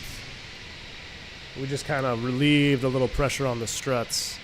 Just a little hippity. Here, I'll turn off frame gen for this landing. Let's see what the tires are doing. I think that's probably... Ooh, it did come off the ground. It did come off just a teeny bit. Man, I haven't done that in a while. I was late. It was a late flare, though. I was running out of juice. Yeah, we can see both tires are off the ground. I blame the flight model. This flight model is not good, guys. This flight, where do I file a support ticket? All right. That's going to wrap it up, y'all. Have I ever bounced in real life? Yeah, I sure have, man. I wish I could say no, but I sure have. All right. Happy Valentine's Day, y'all. I hope you enjoy it with a loved one. Go start a flight and then go do something. Appreciate your loved ones. Make them feel special. I'm going to go ahead and pick something up on the way home. That's why I'm going to wrap it up early. Team Vodka, Flare Law, Inop. Hey, get a... let me know when you get that force feedback, my man. Dougal, good to see you here. I will let you... I will have plenty of feedback for Block 2 V2 when it drops, Dougal. Y'all appreciate the support. Thank you again to Amir and the Fenix team for allowing me to run through that video here live on this channel. Obviously, a lot of work was done editing that video, so I know it takes time. I appreciate that from one content creator to another to just allow me to play that over my content. I don't know if we're going to be live tomorrow. I don't know. We'll see what the plan is. Make sure your notifications are on. If you like Fenix, which you should, make sure you smash down the like button. Until the next one, get those SIAs in chat. Stay safe, stay healthy. I'm V1. See ya.